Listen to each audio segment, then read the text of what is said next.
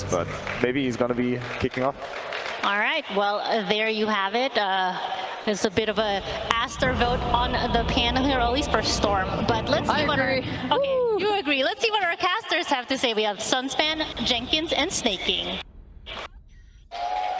Hello! Welcome, everybody. This is the lower bracket semifinals with SUNSfan, Jenkins, and the Sneyking, the man himself. How are you doing, good sir?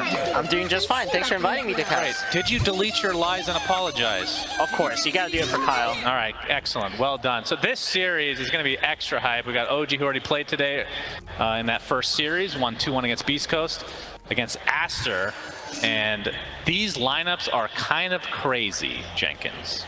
That's right, we got a Pudge. I don't give a shit about any of these other heroes. Did we got a Pudge? That's right. Ori, yeah, he's very good at this hero. Hits those beautiful, beautiful hooks. I'm looking for some of those this game. All right. Sneyking, what do you think about the lineups? Because we see the Abaddon offline, which OG has not run this tournament as Taiga. Hold that thought. Poison touch is there. Ori with the hook. It's going to be sidestepped, though, but the Whirling Axe is coming. Fissure blocking a little bit, but the toss back up. Looks to be first blood for ASTER. Only question is who gets it. It's actually Siamese Cat with the poison touch. That's a flesh heap, though. That is a flesh heap. That is true. But yeah, Sneyking, what are your thoughts on the lineups? I think it's really important for ASTER to do well in this Enigma lane. This is a lot of where the pressure is going to be. And if they can win this lane against the Monkey King, I think they will have a very good snowball lineup where the Enigma will get the Vlads and kind of take over the map. Actually started with the Silius on Enigma. No regen, triple branch. This is a XXS special. He loves doing this when he plays off the Enigma.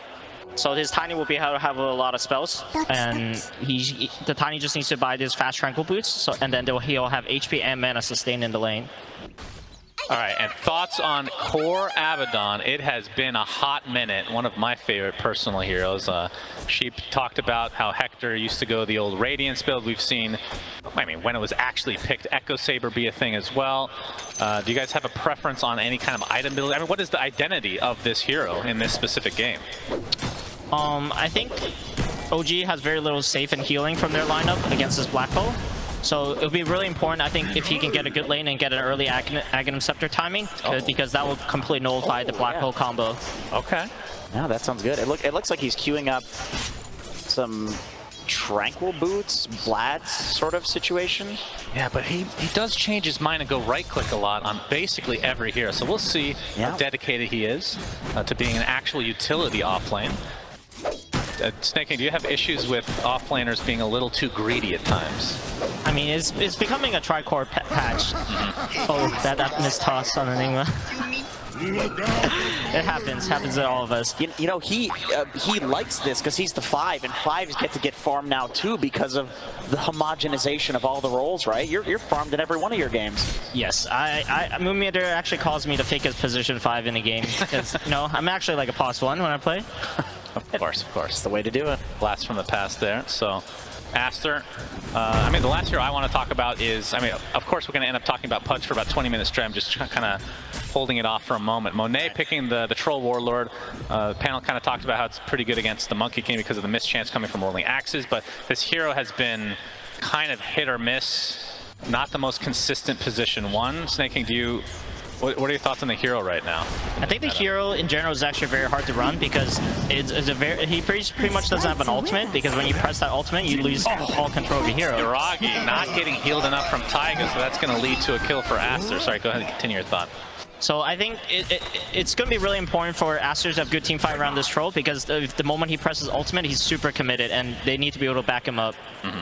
I feel like they do have it with Enigma Black Hole, like Pudge blinking and dismembering, like tiny AoE stuns too in the toss back. Like I do think they can actually set up to give their troll a good game. And other than I guess Puck and Monkey King both do have ways of dodging the troll, which is an issue, but that's where the stuns come in.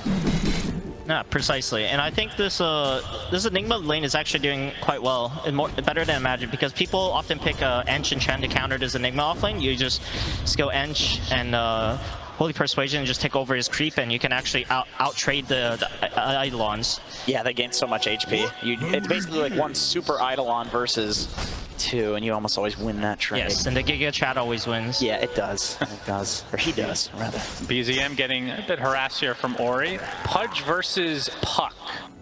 Who gets the advantage here? Puck feels like a hero you just can't really counter in the laning stage. Wrong.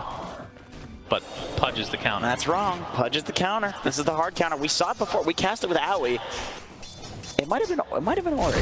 Yeah. It was playing the Pudge before. Okay. It's the same thing. They like this as the counter.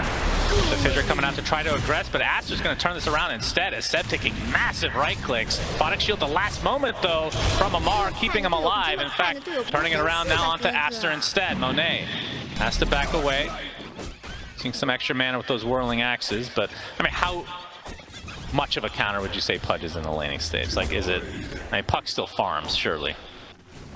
I think both of these heroes will just end up farming. Mid just becomes a farming matchup, but I think with this hook stealing Puck's rune and then Paboka's on the bot rune, it slows down Puck's game a lot because he needs a lot of regen and sustain to keep farming the small camp. And you can see both of their elastics are extremely high. XXS getting jumped on by Yuragi. Nice blocks from Taiga as well. The Jingu procs, and Yuragi wanted to get the kill, but just not in range, so Taiga will clean it up instead. Yeah, that's the result of Baboka heading mid. And I did actually want to ask you, Sney, like, is there any scenario in this patch where the supports don't head mid to protect the runes? It feels like it's more and more these days. Yeah, the runes matter a lot because mid is all about resources these days. It's mostly because of small camp. You have more resources, you're going to be able to farm more. You can even farm the enemy small camp if you have enough resources and strength. Up Amar, a Photic Shield. Will it keep him alive? Just barely. And he has the... What is his build right now? He's got the 0-2-1 build at the moment, holding on to that extra point.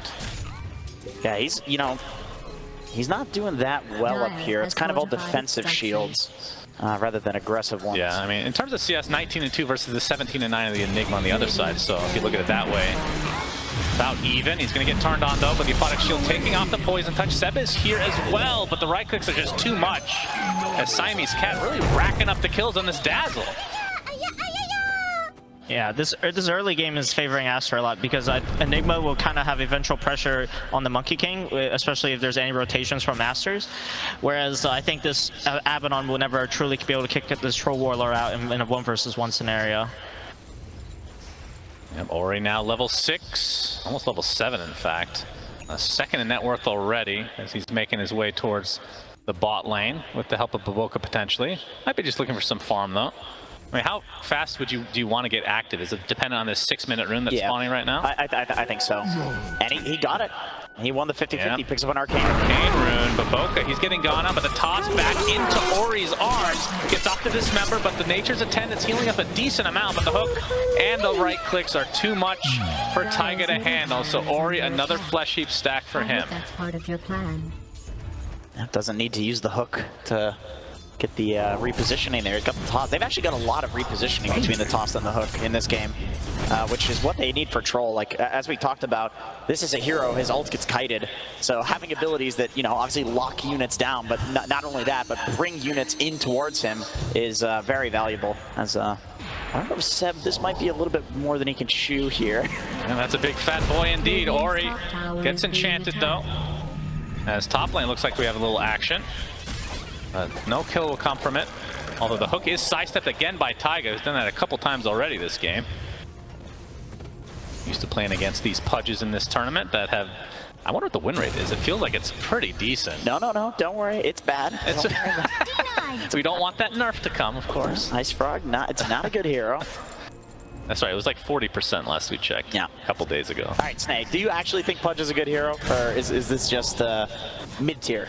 I think it's actually quite a viable hero, and Ori makes it actually look very good. And I think Nisha also plays a very good Pudge. I think what the mid play...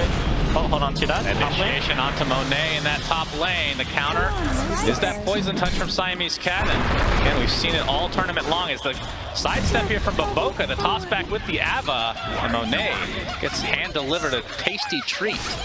Ori tried to TP in, but he got his TP canceled by BZM, who did have to use the coil, so... that actually could have gone a lot worse for OG if Ori on Pudge is able to show up to that. And Ori using the little horsey neutral item, gets off the Dismember on the BZM. It's not going to lead to a kill, but BZM still has to hightail out. And a hook, Ori, okay. The invisibility was taken from Yuragi though. Ori obviously wanting to hook the rune instead. Siamese Cat, and get some cover from Baboka's Avalanche.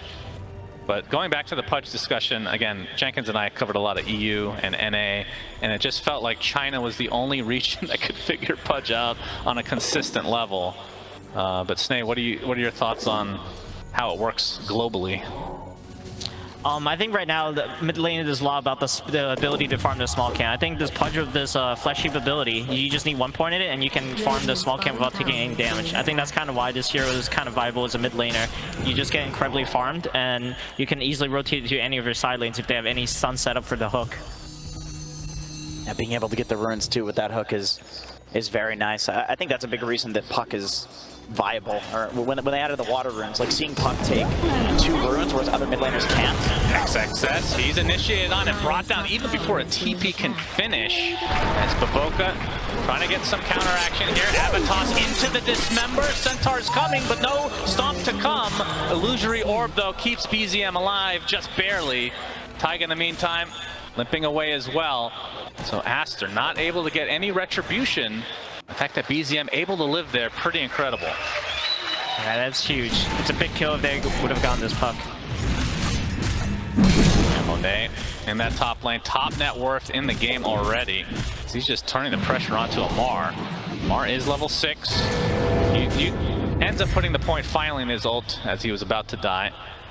Held on to that for as long as he could. Yeah, so Amar's role in this game is really important because he is going for the Holy Locket Agonist build, which completely negates the damage of Black Hole. But the problem is he's very under-farmed, and he's not going to be able to pressure this troll whatsoever. He's Troll's top of the net worth chart, and even when OG rotates heroes to help him, he can't really do anything to his troll. And he's going for a Battle Fury on Monet, so he's going to get very farmed in this game. Uragi on the flip side, he's going for the Echo Saber build, so playing for more of an early game presence. And Uragi trying to take out these Eidolons is going to take a Malefice for his trouble. Ori gets the hook. Oh, sidestepped again. That looked like it should have hit, honestly. Just need a different Pudge cosmetic, of That's right, go for the Dota Cinema one. That's right, of course. Oh, Coil misses from BZM. So a couple missed opportunities for both sides as the tip comes out. But ASTER holding on to a firm 1k lead. The tower is getting pressured, though, by the Pinecone. And a catapult, of course. Yeah, and he's got Enchant up again, too. Baboka, this time he has the vault. Taiga's gonna get dismembered, but the fissure blocks. Okay, Ori.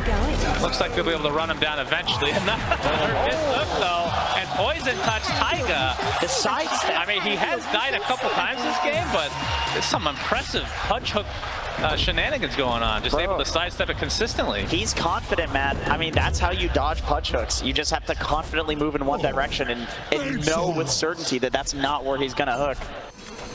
If you are not sure about it, you go back and forth. You always get hooked by just a straight-on hook, especially at that range.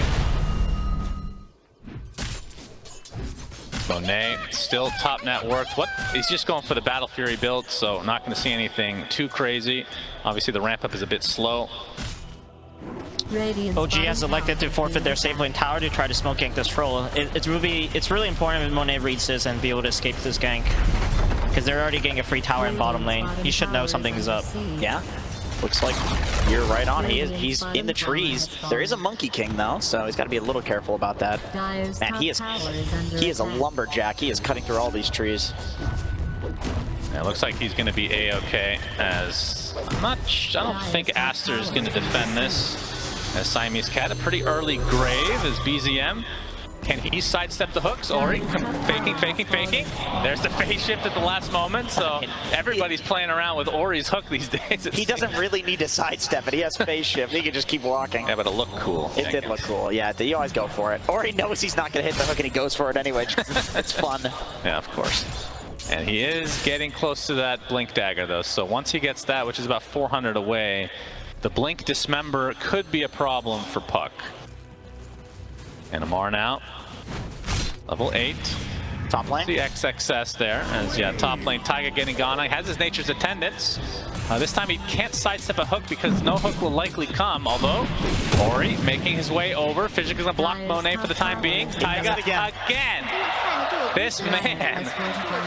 I mean, he must play against a lot of Pudges in his pubs or something. So, I don't know, yeah. Well, this man is prepared for the hooks.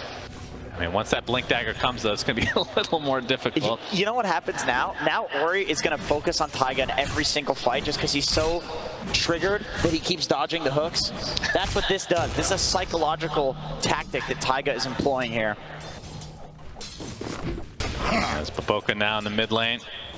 He's trying to get some farm, but Earthshaker, obviously. Oh, Seb not going to get tossed back. He's going to be going for the Shard. We've seen this a lot, the Shard first on Earthshaker and then the Blink later. This is a hero that just did not exist, I feel like, before this tournament. Sney, what are your thoughts on ES's performance so far? Because it started out pretty rough in the early stages of the tournament. I think this hero became a lot more meta because it's one of the best catch for Puck, and Puck is super meta this patch, especially with this 3-1-1 build Seb is kind of popularized because of the Aftershock buff. Yeah, that's the Blink reveal on said Earthshaker, and he's dead. Yeah, and it's really hard for OG to kind of team fight to Aster. They have this rate pack timing. Oh, Wukong's command and a blink out from Ori. Wasted ult from Yuragi, and you can see OG made a bit of a rotation here as well, but Aster also here in numbers. Tons of Eidolons. Hook connects onto Lamar into the dismember, but the borrow time procs. So Aster just resetting, knowing that that is on cooldown. He's got Blink on XXS, yeah, we have the Blink on Ori.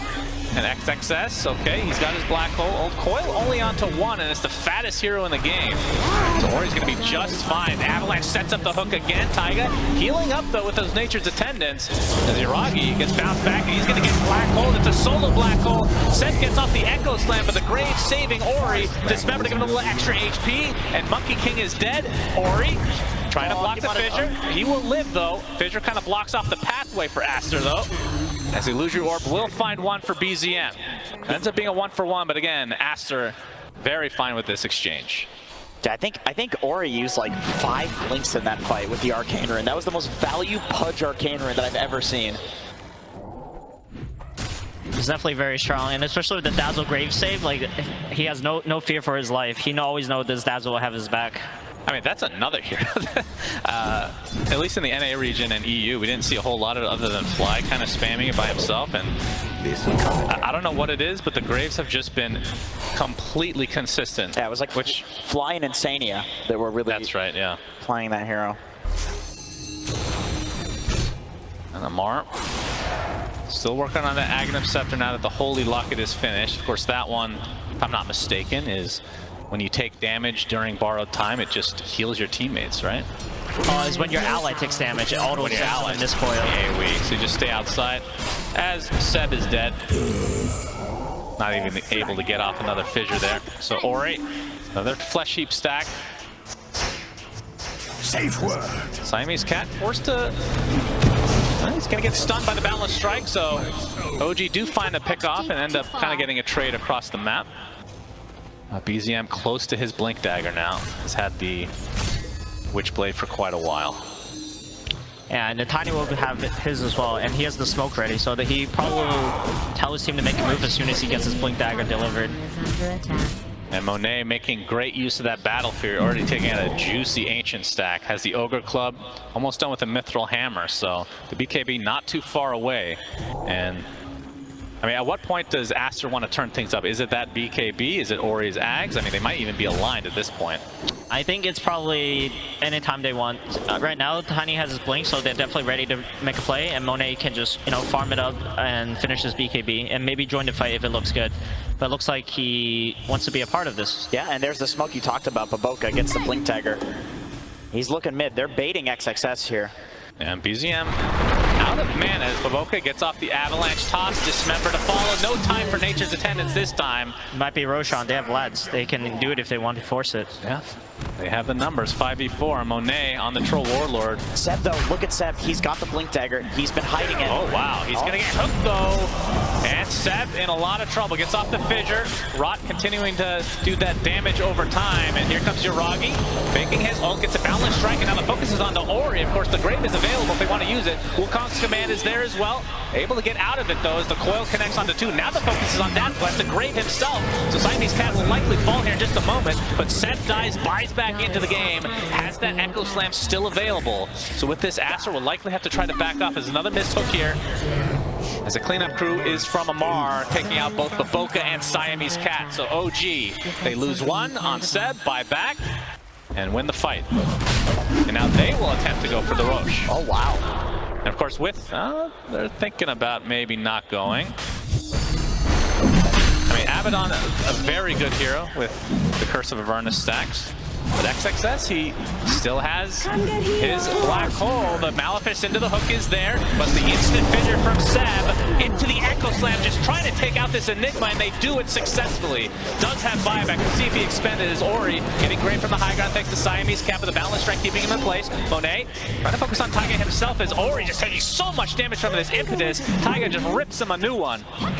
And Monet, he is horribly outnumbered here, but not afraid to continue this fight apparently. Avalanche top from Baboka, trying to get off the ult. Monet just barely gets off the battle trance, but it's on a borrowed time target. He's going to heal to a high degree though. Ziragi gets hooked in the meantime as Ori gets off the Dismember, gets off the Balance Strike with the Jingle Strike, but it's not enough to stay alive. Double kill for Monet, and ASTER somehow have turned this around. Did expend that buyback from Ori though, but they will likely go back into the pit as Roche did take a decent amount of damage.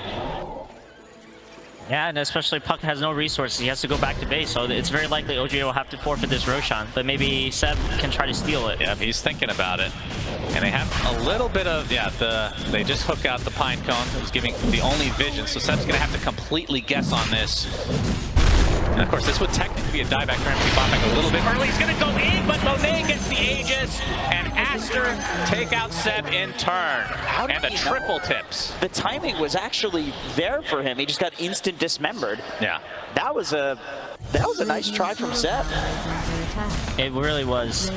And it was, I was so patient from Monet. He could have ultied with the double damage in the previous fight, but he held it on to the very end, and it turned out to be the perfect ulti. Yeah. It went from 0 to 100% HP with the healing. Yeah, and Dazzle was like 10 seconds on Grave too at that point as well, so he could not have been saved by the Grave. He needed the ult. If he used it earlier, he dies in that fight, and then this Roche goes to OG. Exactly. It was actually a very clutch play by Monet. I think 99% of troll players would have ulted a lot earlier in that fight. Well, XXS with a Blink Dagger now. As it's being delivered, he has the Wraith Pact already in his inventory. Baboka buys a smoke. They want to do something with this. Yeah, the question is, do they see the Blink Dagger? Will it be revealed? Or are they able to keep it a surprise? Nope, it's going to show it right now. He's looking for Uragi in the trees. Yeah. Yeah, he was just doing Monkey King things. He has the Echo Saber and still working on that BKB. Yeah, OG doesn't really want a team fight anymore. They know that ASTER is really strong with this Aegis, and they kind of need to wait for Abaddon's Aghadom's timing if they want any chance of winning a team fight. So they're doing their best to kind of split ASTER up and just get the farm that they can on the map. Yeah, and Amar is very close to it. He's about 1,100 gold away. He's been kind of silently farming this whole time. Not as farmed as we're used to seeing him, but enough to get the Aghanim Scepter at a decent time. Yeah, still a point booster and Ogre Club away, so effectively halfway there. He's got the Ogre Club. It's just point booster. Oh, okay. I think he's building into BKB and Sanj afterwards, so he will be using a lot of Ogre Clubs this game. Monet working on this tier 2 tower that's already at half HP, still with that 3-minute expiration time on the Aegis. Yeah, it's gonna be a freebie for ASTER, which means outpost control for them. They can likely defend this top tier 2 if they want. It is being pushed a bit. They're gonna have a smoke though. Yeah, Monet, he's got his BKB. He did not have that for the last fight, and that's why he had to hold the ult. Oh, mid lane. Yeah, the Avalanche toss into the black hole. BZM is dead. That is the counter to Puck. Instant stuns, endless stuns. And ASTER get a very valuable kill with still 2 minutes left on the Aegis, so we'll see what else they want to get out of the map. Uragi's scouting out from above. Obviously no vision here for ASTER, but the Avalanche catches Amar. They can toss back. We see a TP coming in from OG, but Monet and company are here in numbers. Borrow time is activated. Dismember to prevent anything else coming out from Amar. And that's going to be another easy kill for ASTER. 5K lead for ASTER as they are looking to try to snowball this game in their favor. Tier 1 tower, and looks like their sight is set on the Tier 2 as well. Yeah, and there's just not much OG can do about this. They just have to split and wait for their power spike on this Aghanim timing, but ASTER's just going to 5-man and not really give them the opportunity for any pickoffs, or they might even go high ground now with the Aegis. Yeah, and typically we don't really see this from the first Aegis, but still with a minute and a half, and the fact that they've taken basically every outer tower outside that Tier 2 mid, ASTER feeling very comfortable. Black hole not quite up, but Ori with the Aghanim Scepter now for the Pudge. BZM, visible right now, gets off the Waning Rift, and CXS trying to find him, but it is a puck after all. Monet able to maintain the Aegis, still with a minute to go as Ori's going to be spotted by Uragi, but the focus is onto the Dazzle. The hook trying to save him, but the Echo Slam from Seb takes out the Dazzle in turn, and Monet actually pops the BKB despite still having the Aegis for another 45 seconds. Kind of getting kited right now, but Ori with a big dismember onto Taiga looks to be his death at the very least, so it's a 1-for-1 support for support as we have the ultimate from Monet onto Amar, who already popped Barrow's time as well, so he's back to full HP. Aegis another 30 seconds, so they're likely just trying to wait this out. But Baboka gets the backlines, gets a big avalanche, but he gets hooked by accident, and now Seb taken out by the right clicks of Monet, who has a double kill. So despite ASTER not really executing everything to the capabilities that we've seen so far, they're just so far ahead right now, it doesn't really matter. Yeah, and the team fight from ASTER's lineup is just too much, and with this raid pack as well and the Aegis, I think OGs just can't really team fight back. Oh, Avalanche. Oh, Silence comes out though, just at the right time into the coil, but again, the barracks are already down. XXS jumps in. No black hole quite yet. Hook missed from Ori. Despite it being a stationary target, it's like watching myself play, but he's still winning the game. Monet, he's going to drop inside this Wukong's command. 50 seconds of no troll. Oh, they're going to keep going. So OG gets something out of this, but the Boundless Strike misses, and the TPs aren't coming. XXS out. And the only one remaining is Ori, who also gets out indeed. So ASTER not punished as hard as they could have been. OG already losing a Rax at the 25-minute mark. Yeah, Monet was just a little too deep in the base. Without any defensive BKB or ultimate, he just overextended. Yeah, and his Dazzle was dead too. Trying to walk back to the fight that was happening. Did have a haste rune, but not quick enough. BZM and Seb trying to find an opening here, knowing that this troll is dead, but it's not the longest death timer. And Amar, how close is he to Ags? It's still 500 away. Yeah, and he's trying to finish at bot lane, but they have this really good ward on ASTER. He might get caught. His whole team is converging. Oh boy. Yeah, I'm just so desperate to find this item. Ori shows up, and you can see, just walks up, dismembers, and a very ambitious TP from Amar is cancelled by 2 different spells, and he's brought to his knees, so still waiting on this Ags. I think he knew he was going to suicide for that, but he wanted all of those range creeps. There's like 5 or 6 of them there. It would have actually been his Aghanim Scepter. It's just that the shield was not enough damage to pop and kill the range creeps quick enough before ASTER got to him. BZM, he's working on a Dagon apparently. He's trying to get some pick-off itemization, but obviously very far away from actually completing. I feel like this is to jump the backline Dazzle. Just dagging him from full HP and try to kill him in a silence. Yeah, you kind of have to when you're playing Puck vs Dazzle, or any saves in general. You kind of have to find the saves, but good itemization from ASTER's Dazzle. He has the Glimmer Cape ready, and he's queuing up the Shard to play against this Puck next. Yeah, that's going to be really annoying. Being able to get that free sheep onto the Puck. But from the side of OG, how big of a deal is the Aghanim Scepter? I know that we were talking about this the whole game, but would that potentially be a turning point, or is it just they still need more on top of that? I mean, it's definitely a fight condition for them, because right now they just don't have enough juice, but with this Aghanims, will give them a lot of power to bait the ASTER team in and take a good fight. Trying to save Siamese Cat. The Waning Rift coming to the coil onto 2 as Ori getting beat on by Uragi and Taiga. They lose their Dazzle, but it's be a trade for Seb. And Monet really ready to fight as the hook connects from Ori. You can see how slow he is. Must have taken that talent level 10 as well. Yeah. Absolutely out of control. Uragi pops out Wukong's command along with his BKB, but ASTER just walk outside. And they're going to attempt to TP out. Monet looks to be fine. So they found the 2 supports. XX says he's got no TP. Yeah. You're right, he has absolutely nothing, so he's just dead. They get a core out of it at the very least, so 3 for 1. OG find a favorable fight for the first time in seemingly forever. But now the BKB online for XXS, and things continue to get harder for OG. Taiga has an Orchid on Enchantress. What? Really? Yeah, he went for an Orchid. Wow. It's actually pretty good because there's a lot of channeling spells on both Enigma and Pudge. Monet already popping the battle trance, and Yuragi just dies. That's disastrous. Carry v carry, complete solo kill. That is worth popping everything for on Monet. Siamese, they're gonna put down the sentry, so BZM has vision here. Gets off the Waning Rift as well, and he's just dead. TP was canceled there from ASTER, knowing that there's no point. Yeah, but OG won't be able to get much from this because they don't have their carry alive. They just don't have enough damage for this Roshan that's spawning, so ASTER can still collect a good fight and pick up this Aegis. Yeah, Monet with a Satanic now. So the only thing that he was kind of having trouble with is when this BKB is on cooldown, needs a way to dispel that silence, but now he has that. Along with the extra HP is Taiga getting dismembered, and he's a kill for ASTER. Now, how many kills do they need to be able to go into the Roche Pit? Is another BKB online for ASTER in the form of Ori's Pudge. I mean, they can walk in anytime they want, but I think... Whew, 92% win probability. Okay. Yeah, 93?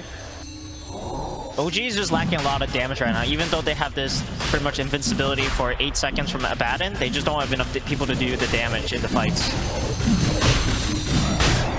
As we have Roche at half HP, OG. I mean, they have good team fight in the pit.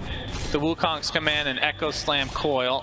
Oh, the old double wraparound play. Yeah, Yeah, ASTER trying to bait this out. Ori focusing on Amar for now. The BKB's already popped. He's going to use his ult to run with the black hole onto 2 cores from OG, and already Yuragi is dead. Amar already pops that borrowed time, but he is surrounded.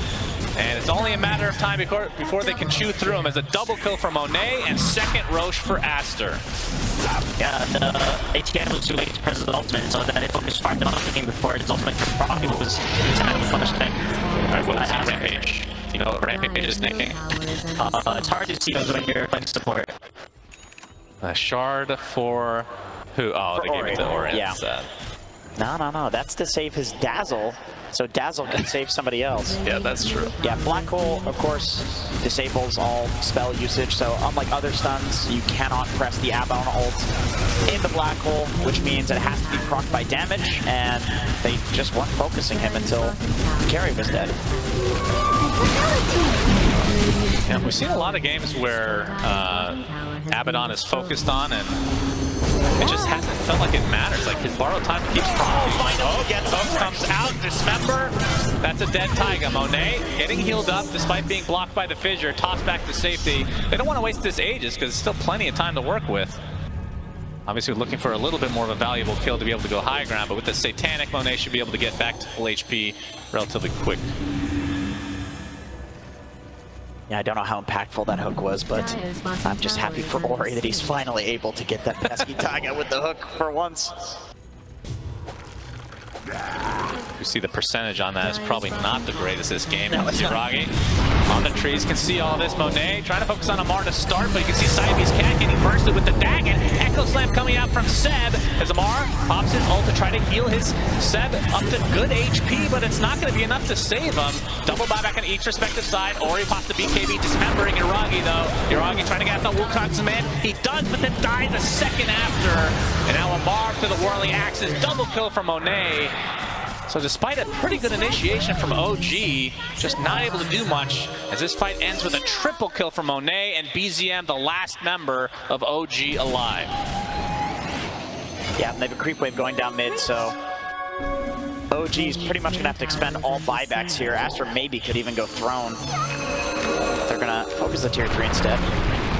Oh, that was a good attempt, but BZM blinks out. Just trying to push these waves and be annoying, but again, Monet on this troll can decimate these buildings. So we're going to see this second set of racks for Aster, and they could probably just get the Mega Creeps. Still 24 seconds on the Monkey King. Does have buyback, though. As BZM looking for the kill here. Does he dismember his teammate? Oh, the Waning Rift comes at the last moment, though. So Ori, despite having the shard, not able to really use it. Either way, Monet focusing on objectives. That is going to be Mega Creeps going the way of Aster in this game number 1. Still a Rax top. That is not Mega Creeps going the way of Aster in game number 1. I mean, the Creeps might take it, though. They need to defend this. That is going to be Mega Creeps for Aster in game number 1. What in Gaben's name? That is unfortunate. The music comes out, and Aster in commanding spot here. 22k lead. Troll still with the Aegis for 2 minutes. I mean, I can't remember the last time we've seen the first Roche even get that much value. They got that first set of racks really, really early. Yeah, it's a really good lineup by Aster. They kind of planned this 5-man deathball ahead of time, and they executed perfectly. Yeah, I hate to say it, but this is one of the most impactful Roche games that we've seen. And there's been a lot of impactful Roche games as Monet picks up a DD. OG, they were looking to fight this. Maybe they're thinking twice now that he has that. Did they spot that? That's the only question. I'm not sure. Smoke from Aster, they have everything available, including that black hole. And Seb just looking for some sort of opening, but it's going to be in the cover of smoke, and they have to worry about this top lane as the Mega Creeps continue to push.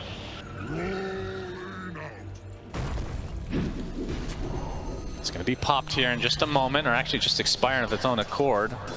It's a few seconds. They're just looking for a pick off here. Yeah, they could just use the cover of the creeps because somebody has to defend at some point. Yeah. They're going to see the orb. Monet, he's going to walk in the old-fashioned way. Not able to hit the whirling axis, but they spot Yuragi. He's going to get up to Wukong's command. Enigma's dead right off the bat, so a good start for OG, but the dismember inside the Wukong command for Yuragi. Ori at half HP, just trying to right-click, but you can see Monet just ripping him a new one. 75 seconds of no Monkey King, and this looks to be the beginning of the end of game number 1 in favor of Aster, as they don't even need the buyback, it seems. The buyback comes out from Amar instead. The Dagon being used to full effect, but the GG's come out, and Aster just dominating in game number 1. Yeah, they had some pretty decent lanes, but I think their first few moves were extremely good.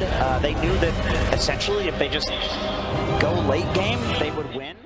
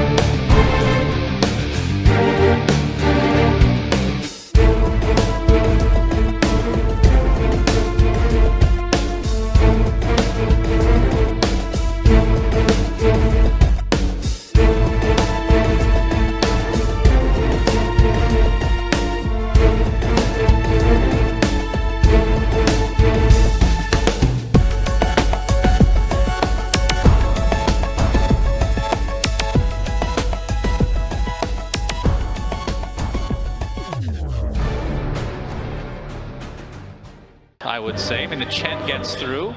What do you guys think overall?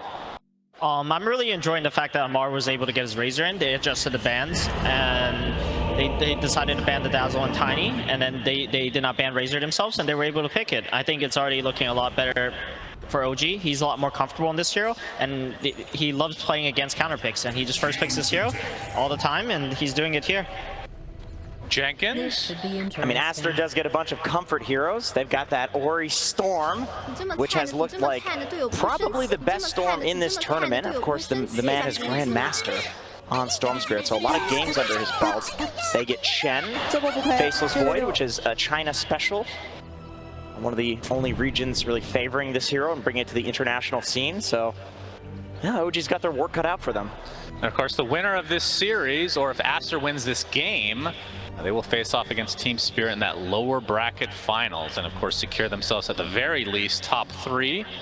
Both these teams already top 4. I gotta call Sneyking out. He was looking at Taiga's cosmetics there in the game. He's just... Oh, really? Well, I mean, there's something wrong with this skin. It actually hurts my eyes every time I look. If I have to lane versus, I might just forfeit the lane, honestly. Pay to win, all right. On the high ground, OG looking to perhaps get first blood here, but XXS is keeping his distance. They're coming in from the other side, though. And looks like they'll be spotted, so not sure this is going to turn into anything. But yeah, the Dawnbreaker Chen, you got some good heals coming out from Aster. They talked about the mechanic of the Dawn ult into Chrono. It now works, kind of. Like before, that would actually stun you before you'd even land. Okay, we're going to see a Wraithfire Blast connect onto Siamese Cat. He's completely surrounded, and first blood for BZM. That is the mid lane tango. You're going to be very happy with that. Almost has his bottle already. It's a huge kill because this matchup, Pango versus Storm, is a very even matchup, and every little thing will swing the lane. This Pango early bottle will enable him to farm a lot more and get his magic wand earlier against the Storm Spirit. Yeah, a little surprised by Siamese Cat walking in there like that after seeing the smoke break, but I guess because it was just Seb that revealed from the high ground. I wasn't sure that it was absolutely everybody there. So Ori facing off against BZM again. I love that we're seeing so many different heroes getting picked in this tournament. I mean, the Wraith King we get to see, very exciting, of course, now that he has more than one button. Although, I kind of missed that old one, I'm not going to lie. It was a lot of fun. But Taiga getting some D-Sentries here, but it's going to be reciprocated by Siamese Cat as well. But from a Dawnbreaker's perspective in this off lane, as we're seeing the Wraith King winner, actually very good. Obviously, small sample size. But from Dawnbreaker's perspective, how does this lane look from the side of Aster? Aster has a very strong lane, and they're playing for a lot of kill threat because all Wraithkin wants to do is kind of play the lane very slow and get as much farm as he can, whereas Aster's the ones looking to pressure and look for kills. Yeah, I mean, you can Starbreaker the skeletons too, right? So, even, like, Aster's even okay just leaving the Dawnbreaker here generally alone, and he'll be fine. I think the Wraith King was picked for more of the game. It's a hero that can survive the Void Chrono, the Storm Initiations, and play for these long fights. Yeah, kind of an old school counter to Void, like you said, that ult being able to be used despite getting Chrono. So it's not really a target that that Aster's gonna want to actually go for as a result. But I'd be interested to see if he goes for a different kind of a build. Otherwise, we're used to seeing like the Armlet, Deso, Blink, BKB, etc. This is a huge problem for Ori right now in the mid lane. He missed the sentries on the small camp, and he's not going to be able to farm it, whereas Pangolier will be able to farm it. And this matters a lot for Storm because he's a small camp maximizer, and this will really slow down his game. He's going to need another sentry from the support to be able to unblock this. That was, I assume, just a 50-50 that he guessed wrong. I think he was trying to get the mid lane D ward as well. Oh, trying to double dip. Yeah, Yuragi, he's taking a lot of damage. He's going to get stun locked thanks to that Starbreaker, but the heal comes out from Taiga. Is it enough to save Yuragi? He's going to get the tree cut here. Very nice avenue there as Taiga helping him out. Yeah, but there's no more regen coming from this Wraith King, and he's greeting up for the Helm, so he needs to just farm slowly until then. I like this level 2 and Cold Embrace. Like, I know we see it a lot these days, but because he's going for the Helm, it's like another form of regen that can help him get to that timing. Like he'll be fine here, even without regen. Yeah, I mean, it's one of the ways that Taiga can help with the Starbreaker combo, because if the Wraith King doesn't have a stun up because of mana, for example, like right now, he will be able to help him avoid the potential death. And despite the small camp issues that you were discussing, Ori's actually doing just fine in this mid lane. Yeah, he's playing this matchup really well. Penguin even have first blood, so he's out CSing him very hard on the lane. Yeah, this is a little bit surprising for sure. BZM. Just going for those boots. Has the raindrop in his his stash right now. See how aggressive they can be in this top lane though, because the Snapfire Dawnbreaker is pretty disgusting. We got the cookie to connect into the Scatter Blast as Yuragi getting chased, but XXS was the recipient of that Wraithfire Blast. In fact, the Courier will go the way of Yuragi, but he will fall. So Aster get the more valuable of the two. Yeah, Yeah, and it's going to be a pretty hard lane for Wraith King. This top lane, they pretty much have no kill threat on Aster's lane, whereas Aster has immense pressure on them. So OG will really need to try to pull the lane back and just keep it even and play for as much levelless farm as they can. The one lane we have not really talked much about is this one. Sneyking. Well, how do you feel about Elder Titan as a hero? I feel like we don't see it that much, other than Seb playing it. Yeah, I think Seb really enjoyed this hero versus this Chen, for example. It just gives him a lot of buffs on his Astro Spirit, and it's a pretty good teamfight hero overall. And besides Seb, no one has really played in this format. Taiga getting stun locked inside his Cold Embrace, but he's super healthy. Now that XXS and company are very low on mana, I'll have to kind of reset here. But yeah, back to this lane. The Razor versus Void matchup. We've seen this before.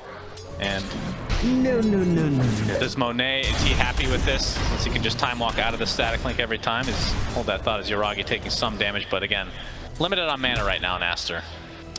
I don't think I've seen anything that actually beats Razor in lane. It's only things that like kind of survive, and I feel like that's what Void does, because it is really hard to jump out of the static link. Like time walk is pretty short.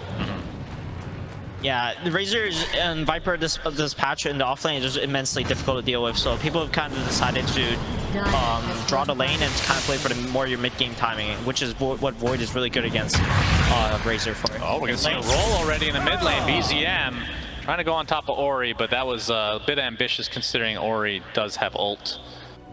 Just had to get that complete stun lock, but didn't work out. It does mean BZM gets the mid rune guaranteed. I think that's why he did that. He just wanted to make sure that he can guess the rune. But Siamese Cat, he's on the top lane, top rune, and he does actually get it. 50-50 right there. Let's see if we can do with this. Only a half HP right now, but that's the Cookie Scatter Blast combo. TP's bottom. Ori TP bottom, big zip, but you can see OG having an idea that might be happening. So Ori have to walk back to that mid lane. Sep is an excellent lane ward. They backed up the moment they saw this TP. I think also BZM probably is calling that too. It's like, guys, like Storm just zipped back to base. Like he's going to make a rotation. You know that that's what he's going to do. Yeah. And Amar right now sitting on top 3 for net worth. It feels like every core is actually farming pretty damn well. The mid lane Pango is slightly above Ori at the moment. But not a whole lot of contesting of the farm right now.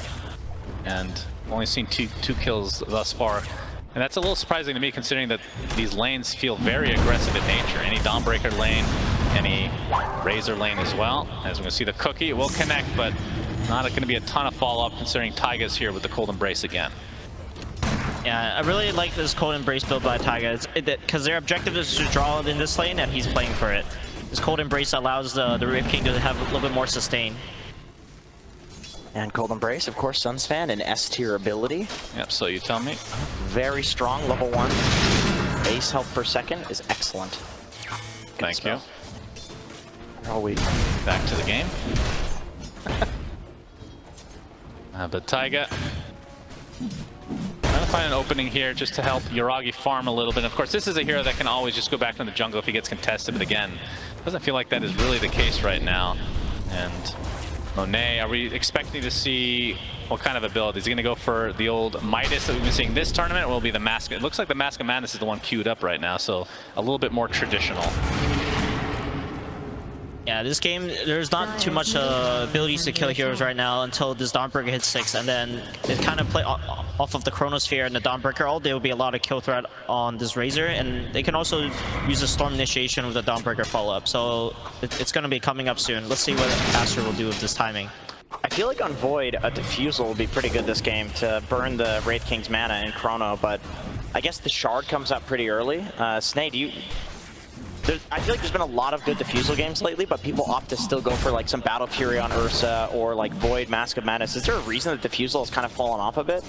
Right now, carries are kind of playing more for farm, and Diffusal Blade is not very good for farming, and they just kind of want to scale and let his team do a lot of early fighting.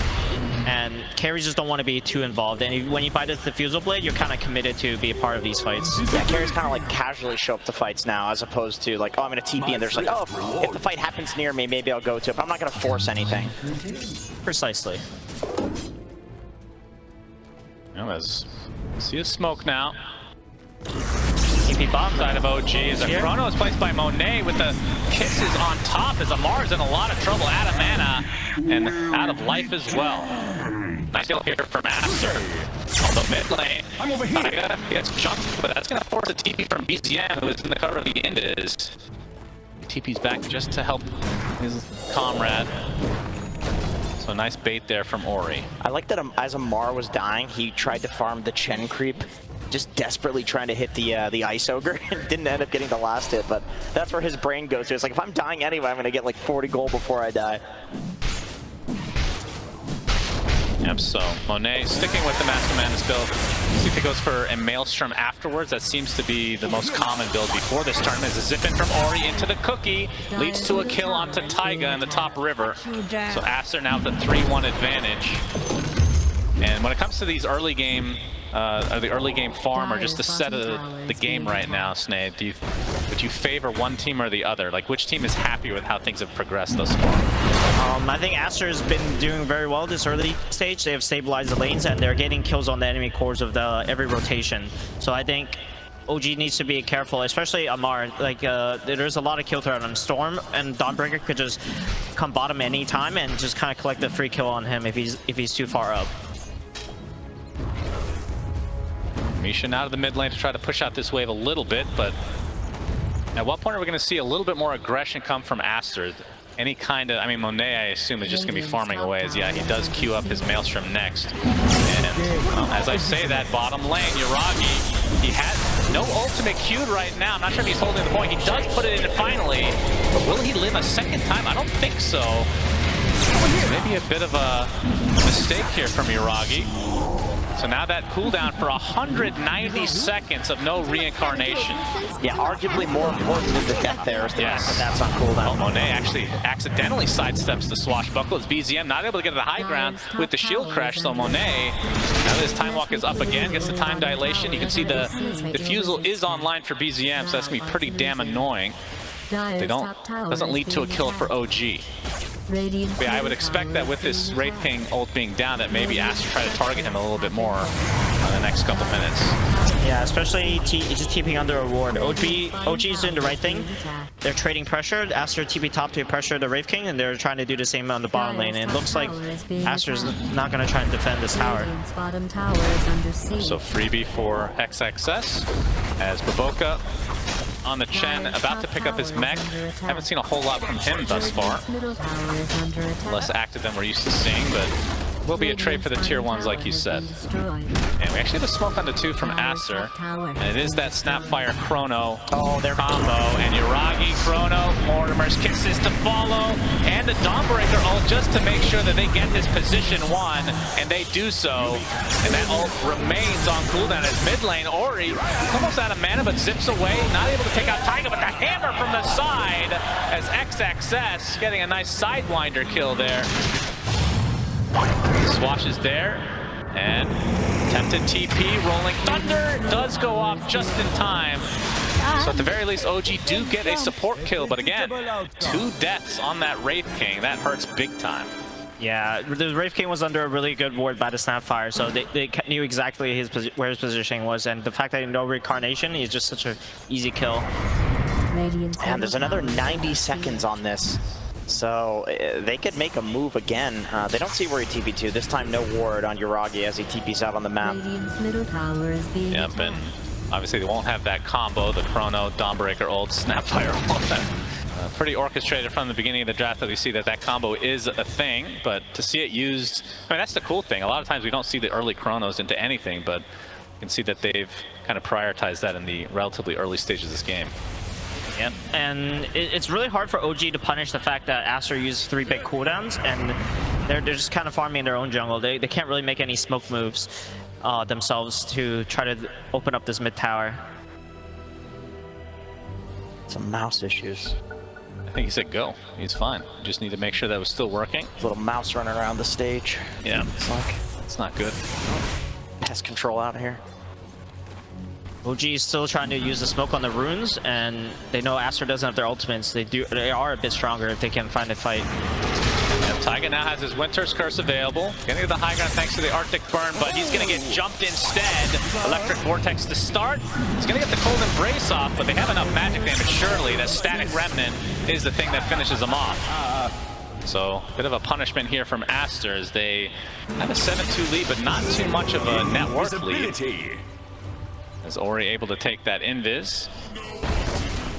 Yeah, that was quite unfortunate. The Pangolier walked low ground just as the Wyvern were trying to do a Winter's Curse because they were smoked and they had vision advantage. It was just little poor coordination there from OG. Yeah, well, good news. Yuragi's ult is finally online again. He's got that second life, obviously wanting to get to level 12 so that the cooldown at least gets reduced by a decent amount. And they're going to smoke with it. I remember when this ult used to be double the cooldown though at level 1, so it has improved. Yeah, as you said, smoke up from 4 members of OG. Ori, he's gonna pop it, but zips away. Taiga's in the area though. Winter's Curse. No mana. And BZM with that ult is gonna connect. The Dawnbreaker ult coming in though, and a nice cookie to give Ori that extra space to get away. That does require the services of most of ASTER. The big Starbreaker coming in, but it's canceled. Is that XXS? Might want to try to re-engage here on the Taiga as the Chrono comes out onto 2 with the Mortimer's Kisses as well. They'll find the support to start. Elder Titan ult not enough to really dissuade them from continuing, as that is a double kill from Monet, and Seb looks to be next on the list for ASTER. And ASTER again, just a great start to this game. And can they get more? Ori jumping Amar in the mid lane now. Already at half HP. Do they have a stun? The hammer coming in, and no, not able to get that Starbreaker. But they'll get the tier 1 tower. And look at these rally skeletons. Holy Jesus. Yeah, they're giving more than double damage to these creeps. And you can see Wyvern coming in, but no Winter's Curse. And that was a good attempt from OG, but ASTER was ready for it. I think it all boils down to the saves in the fight. The reason that ASTER can come back in and, you know, hit the Chrono and the Snap ulti is only because they protect Ori. Like, they know he's going to come back into the fight afterwards. If they weren't there to save him, there's no way they fight that. He has a DD, by the way, on Ori. Gonna use it to farm. Oh boy. Yeah, I mean, Ori had 300 mana, and he still had the balls to freaking walk into 5 enemies and zip out and barely survive. It's just amazing coordination from Team ASTER right now. He trusted his team on that one. Yeah, 99% of Storm players would probably not do that. It's such a high-risk move, you know the enemy's coming, you run into them, and you're running away with 300 mana. Yeah, Monet. Only 200 away from Maelstrom as Yuragi spotted out, but Ori is going to find a pickoff onto Seb in the jungle.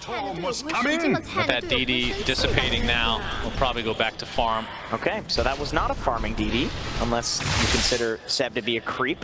He does carry a briefcase, so has a little bit more intelligence than the average creep, I would say. But yeah, now that the Mask of Madness Maelstrom is online from the side of ASTER, and Monet looks like he's focusing on getting the shard next, so that'll allow for a lot easier chronospheres. I feel like this is the biggest quality of life for Void. Pretty hard to hit those chronos when your time walk is not exactly the longest distance. And we actually saw some crazy plays with the shard, being able to obviously go back in time or whatever is going to see. Monet pop the Mask of Madness early. Taiga still in the tree line. There's another time walk, but guessing incorrectly. Taiga's gonna be able to TP out, so similar to game 1, able to evade. Not this time being a hook though. Just the right clicks of Monet. Great neutrals items being dropped for ASTER. Stormsphere will be able to get the Growth Bow, and the Faceless Void will get the Barrigan's Blade. These are like some of the best in slots for the tier 2s for these heroes. Over here now. I feel like Brigand's Blade is best in slot for a lot of heroes, actually. That thing is insane. It does so much damage. Yeah, this Pangolier is begging for it because the Brigand's Blade works with a Swashbuckle. Gives you like 400 damage or something, right? Yeah, it's ASTER insane. into the pit. They have their entire zoo with them. It's just melting. And it looks to be uncontested, so a freebie for ASTER as the Aegis is taken by Monet. Maybe a little bit surprising it's not on the Stormsphere, but he's going to zip on Seb, and Ori out of mana thanks to the Defusal Swashbuckle. And Ori, he's going to get cookied to safety. Monet, not able to get anything off here as Ori looks to be just dead. BKB pop from Amar, but there's the double man Chrono Chronosphere into the kisses again, and the Dawnbreaker ult as well. That is one dead, but BZM able to get off his shard, and a nice curse comes out from OG, kind of resetting things. In fact, taking out XXS instead. So nice turnaround overall from OG. Now they're going to find Siamese Cat as well, the position 5 Snapfire. So despite losing Amar, OG showing some life in this game number 2. That was excellently played by OG, but a huge blunder by Monet. He needs to Chronosphere this Razor when he's linking the Storm Spirit. Yeah. Especially when he had regen with bottle. He was going to be able to have a perfect reset. The save comes out, and again, a huge swashbuckle, no mana at all, and Aegis is down just like that. OG and BZM in particular really getting big value out of this Diffusal Blade. Ooh, I hope Astor will be able to reset them. Oh, that's a huge zip though. They want to get revenge and they will. So Ori able to pick off BZM finally. I mean, what do you think the reason, and not that this matters anymore because both of them have died, but what was the reason not to give the Aegis to Storm? Because typically that first Aegis, the high ground isn't really a consideration, and Storm obviously the best Aegis carry in the game, but that swashbuckle just drained him of all his mana here. He zipped in there like he did have the Aegis. He was really relying on the Chronosphere here to save him, but Monet jumped in a little bit too deep. Oh, Ori almost out of mana again, but a nice save from Taiga again onto Amar. That's going to dissuade Aster from pursuing this any further.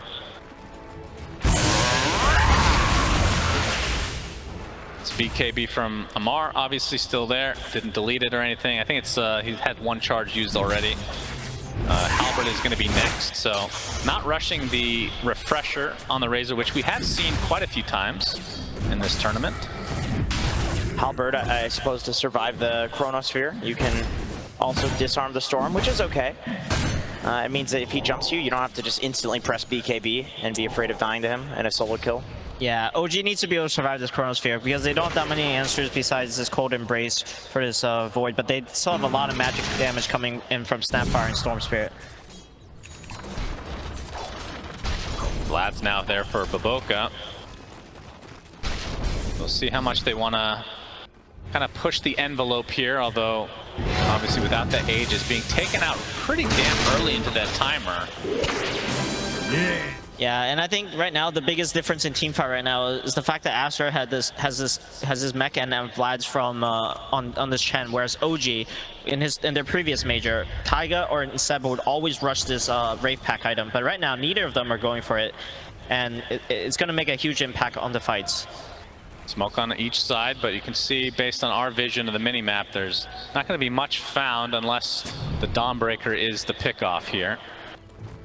But you can see XXS kind of repositioning, having an idea this might be happening. He always plays so safe on this hero whenever he's in this kind of just sitting in a lane and trying to ult into the other side of the map scenario. He's always like so far away from the creep wave. Yeah, but this will open up Aster's opportunity to push this tier 2 tower. And of course with the Chen on your side, that's always something you have to fear if you're OG.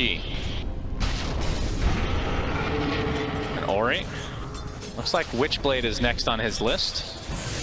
Not that far away from it right now. It's interesting to see that as a second item. Yeah, he's just pretty much playing for the assassin build, especially with this Grove Bow. He's going to be able to one-shot any supports if they're alone on the map. Here I am. Oh, the zip in, and here comes the combination. BZM just evaporates. My goodness. Didn't even need to Chronosphere. Did they know Taiga was in the tower? Like, surely they did if they're going to commit like that. Yeah, they have an idea. Hammer not quite hitting the mark. Taiga should be fine unless they spot him or he still can close the gap. Okay, he does get off a Splinter Blast, Blink Dagger, but a zip from Ori. Taiga with a premature Cold Embrace. Nice sidestep onto the Echo Stomp. Looks to be a freebie here for Aster as Taiga just a couple more right clicks. But again, Ori out of mana now.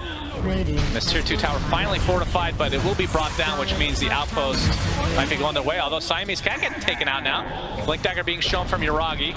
Dire's top tower has fallen. This is huge for OG. Finally, Yuragi has his 3-item timing. He can frontline for his team with this Blink Dagger now. OG really needs Yuragi to be part of these fights in frontline and give vision because no one else can really do it on his team. Visibility. Yeah, he is top of net worth too, so even though the net worth is in favor of Aster, you know, a farmed Wraith King, I feel like can actually 1v5 pretty easily. Is this just a hero, especially with the Chrono having such a long cooldown, that you just kind of ignore in these Chrono engagements? Because they've been using the Chronos a lot on these single targets. Although BZM, Blink Dagger, oh, they're going to stun lock the Faceless Void. Nice pick off from OG, and Monet dead for 50 seconds. It's a huge pick off. With this Desolator, they're going to be able to get this tier 2 in the outpost control. And the tier 2 tower going to take heavy damage, if not fall, in favor of OG. And we can see that Roche, again, that timer was so quick on consuming the Aegis that it's still not up for a decent amount of time. Yeah, that's a tier 2 for OG now. So they can try to go for an outpost if they want. Not really walking in that direction. And what's the next item for Iragi? So he's got his kind of standard build. I guess the BKB could be considered the standard as well.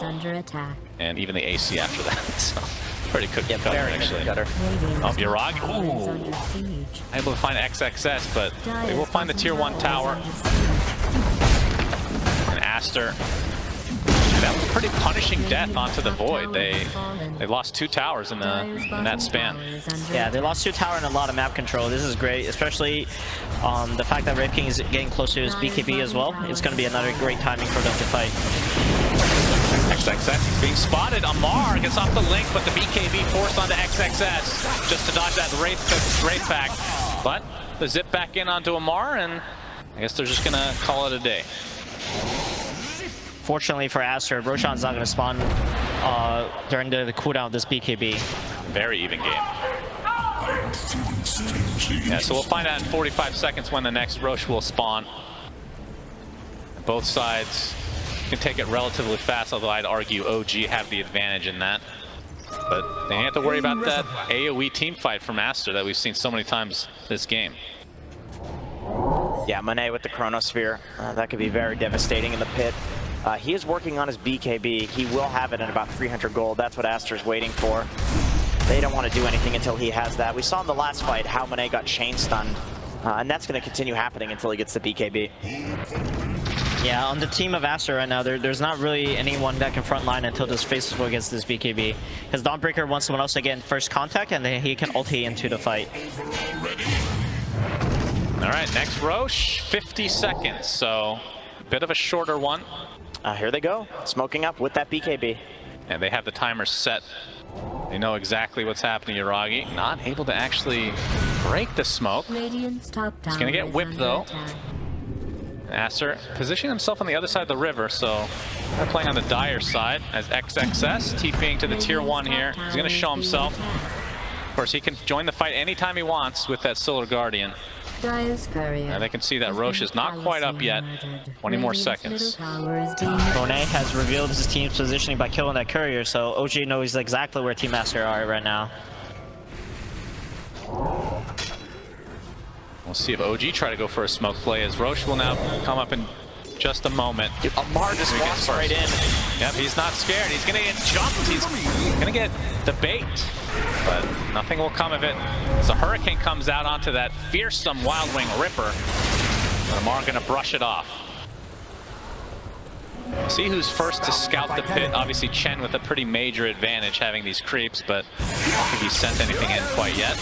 Another jump in, Ori. This time with the cover of the kisses. Amar taking so much damage in that Cold Embrace though, actually with the BKB as well, so kind of ends up layering those in a way that you're not really wanting to from OG, so I don't thought that Razor BKB ASTER might find an opening. ASTER did lose their ward though, so they don't want to continue playing in that area. They want to play somewhere else. Oh, BZM gets a nice double stop into the Wraith Fire coming out from Iragi, and the Blink Dagger to wall of XXX gets on his BKB. Chrono onto 2, but a nice burst to try to counteract it. It's only half duration though, as the focus is now onto Amar without that BKB, and Iragi still with that second life available to him. Dawnbreaker coming in, but XXS, he's going to take that swashbuckle damage. He gets off a nice Starbreaker into the Blink, but not able to get out this time. So 2 kills go the way of OG, and now that Roche is up, surely that is where they're going to be headed. Yeah, ASTER, I mean, even if they buy back, they don't have any of their cooldowns, and I feel like they're very dependent on them, whereas OG, not so much, maybe the BKBs, but they're up in 30 seconds. So they're more than happy to walk into this pit. Yeah, right now, it seems like ASTER doesn't have enough damage in Chrono without this Snapfire ulti. The fact that they didn't have it there, this Razor was able to survive, even with just starting to fight with half HP.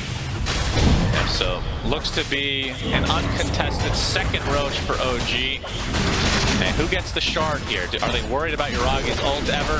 BZM already has his. There's no mana burn. I assume Amar will want to have it. This is a really good shard for Razor. Alright. 2 lives. Yep, Amar will take the shard. It's in his backpack still. Or did he consume it? Yeah, He has consumed it. He loves the shard. He usually buys it minute 15 if he's having a good game. But this game is a bit of slow start, so we'll just take it off the Roshan. Alright. How would you rate this shard, Sneyking? I think it's an A tier shard. It's a shard that you can... A-tier? Really? It's like... Okay. Just shy of S tier because you don't auto buy this shard at minute 15, but it's one of the better ones that you can buy at minute 15 if you want. Okay. How many A-tier shards are in the game in your estimation? I have not done the math, but maybe 20, I would say. Okay. That's what I was leaning towards too. I was going to say 20. Yeah. Now we're able to pick off a nice courier here, and we'll zip away because BZM has used his ult. See the old Storm Ball Lightning TP. To safety. So 4 minutes on the Aegis for OG. What can they get out of this? OG has perfect vision right now, so they're going to be able to get really good fights onto the side of ASTER. Yuragi starting this off with the Wraith Fire onto XXS. He gets up the Starbreaker, healing him a decent amount, but Amar is there with the static link. The Hammer trying to buy himself some distance, but he's just getting bursted down with this right click from Amar, and the Alter Swashbuckle slows them down, and in the base they go. Amar gets the kill, and now they're going to turn this around, potentially the Void, but he gets off the time walk in just the last moment and gets all of his HP back. So 60 seconds on the Dawn. OG obviously still with this Aegis, and it ended up going to the Pango. Obviously with Wraith King having that ult, not wanting to add on to it. This is perfect for OG. All they need to do is right now is to choke out ASTER on the map, because ASTER just does not have enough damage against them. They're going to outscale them. Oh, Ori, he's going to get Winter's Cursed, but he zips away. They don't have the layering of the stuns here. He zips the opposite direction now. He looks to be fine. So OG not able to layer properly there. Yeah, I think that Taiga underestimated that there was no creeps, so the cursors were going to be very short. Started the curse a little too early. Radiant's bottom tower is being attacked. But Amar, is he working on a Satanic? Is that what he... Was that a... He's queued up a heart. He knows ASTER just doesn't have enough damage right now. All he has to do is just build tank and try to get first contact and survive with the cold embrace from his team. Now Ori, he gets the zip in. And the initiation on the BZM, but again, not too scared with the Aegis still online. BZM, by the way, 900 from his Aghanim Scepter. And which, he didn't take the talent for it. Oh, he did take the 15 talent. Hell yeah. Yeah, he went for the greedy talent, and it's paying off. Wow. All right, so the 2-second shield crash cooldown during the ult comboed with Ags is absurd. Yeah, these heroes that he's playing against, too, they don't want to be mana drained. If he can get a couple of swashes on this Void. And he's got the Basher too, right? So Wyvern's entering the Radiant Vision. He's going to get jumped. Yep, and here comes the Dawnbreaker ult as well. Mortimer's Kisses just to make sure that they get the support Wyvern. A little bit of overkill from ASTER. But now that the heart is online for Amar, and I believe I saw a BKB finished. Is that on Ori? Yep, he's got it in his backpack right now. Okay. BZM gets off the Diffusal Blade, but XXS with the hammer gets a little bit of distance. Gets the cookie as well, but here comes the initiation onto Baboka. Gets off his Hand of God and the mech, but it's not enough to survive. Monet and company just have to sit in their base and wait for OG to try to make a mistake here on the high ground.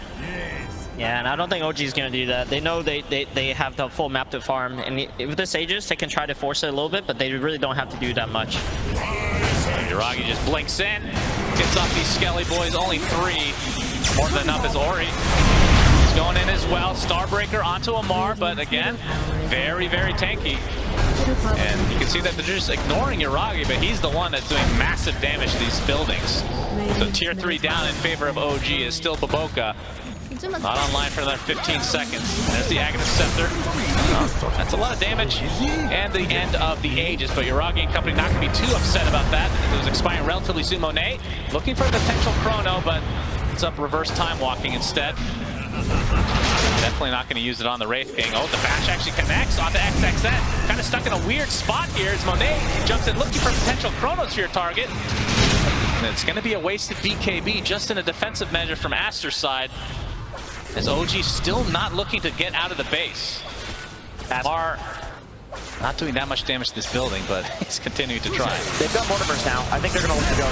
Yeah, we have the Electric Vortex. There's the Mortimer's Kisses with the Chronosphere on top. He actually gets Ori, not quite in the Chrono. I thought he got something for a moment, but you can see the disarm coming out, and Void in a lot of trouble has to time walk out and not getting any damage out at all. XXS getting static linked with Mar. A little bit of right-click action as the mid lane of Rax is dead, and the jump in from Yuragi, 2 dead for ASTER, as OG looking very good right now. Ori with absolutely no mana, and even the Dawnbreaker comes in and gets bashed right off the bat. Triple kill for Amar, as GG is called. OG tie it up 1-1. Very nice play from OG, understanding what they had to do in that game. Amar building into the heart and the heavens. However, this guy was completely unkillable. It felt like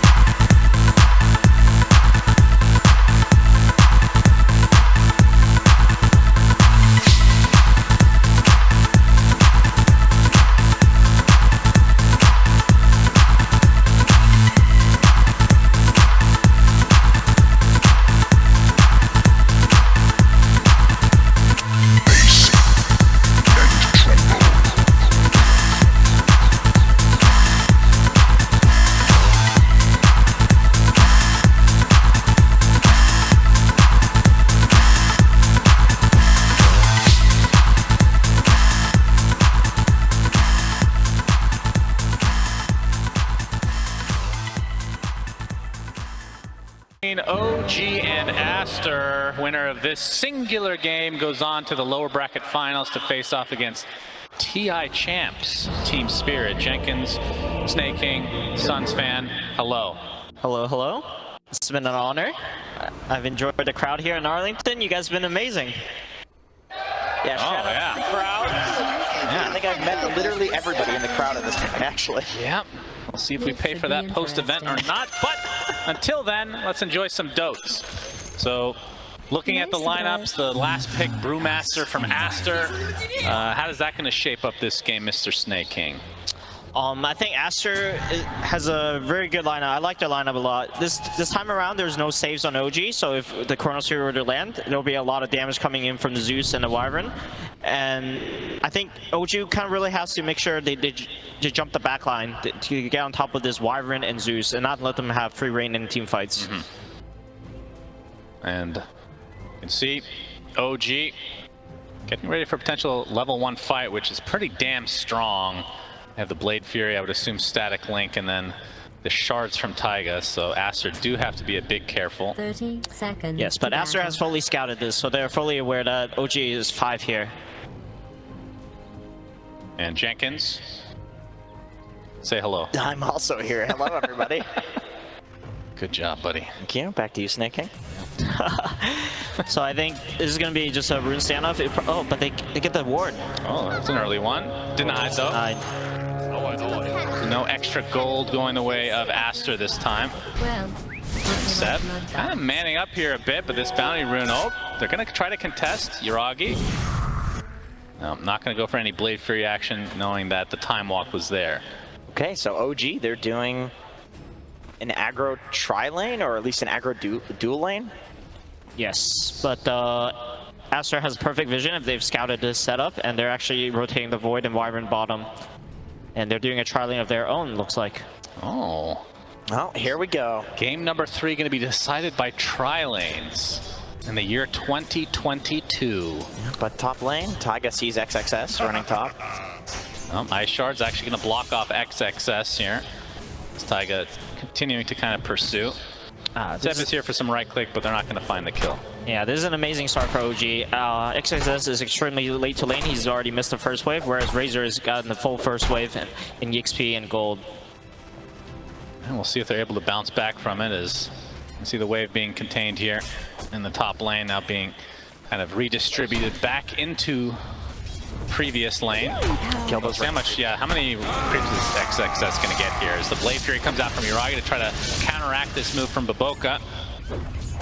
Decent amount of damage, and he's trying to make sure that the last hits come to be for ASTER. I feel like we've seen that little move a lot more in this major recently. The joke is just spinning. Like as soon as you hit the lane, you just spin instead of waiting for like a boost level 3 timing.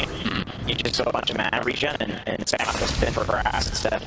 BZM getting pursued by Ori, gets a heavenly jump up here. BZM. Oh my goodness! Okay. Even after popping the Fairy Fire, Ori just stands there and kills them. I think that was the level 3 timing. He got 3 from a creep and the second point in Arc Lightning. BZM was not ready for the damage coming from that. Ori now with first blood gold. That is going to be pretty damn massive for him, as Amara getting chased off here. Static Link will just be walked off. And we'll get back to that mid lane in just a moment. I want to talk about the Faceless Void from Monet. Obviously last game we saw that ASTER got off to a pretty good start. They got some Chronospheres into the Snapfire ult. They don't really have a traditional combination with the Chrono, so what are the team fights going to be looking like for ASTER, Snake? I think ASTER is just looking to blow up this Puck, because Puck is the only hero that can reach the backlines of ASTER right now, and if he's solved, I think ASTER can just play the fights very easily front to back. And Puck is the biggest concern, but he's losing mid lane right now, and Ori's just aggressing on it. Yeah, Ori, he's out of mana right now, but he is doing massive damage. The CS is comparable, but again, that first blood making a big difference. Uragi, the top lane getting another Blade Fury off, but only find a little bit of damage on the XXS. But Amar, I mean, his CS is decent, but he's kind of getting bullied a bit in this lane, at least from the HP perspective, as the time dilation again comes out from Monet. Yeah, there's not really any sustain coming from his support as well. Usually you see like a headdress or something, or like the Entry will be able to heal him with the Nature's Attendant, but he's top lane right now. Does have a salve coming on the Courier for himself though, so he only has to play defensive for a little bit longer. That would be a tribute. Baboka now transitioning to the mid lane on this Nyx. BZM, I mean, despite that death, he is out CSing the Zeus right now. As Taiga bot lane, it's off the snowball. Time dilation is there as well, slowing him along with Amar. They both have to be kind of careful here. Taiga's the one that falls, so ASTER 2-0 lead to start the game.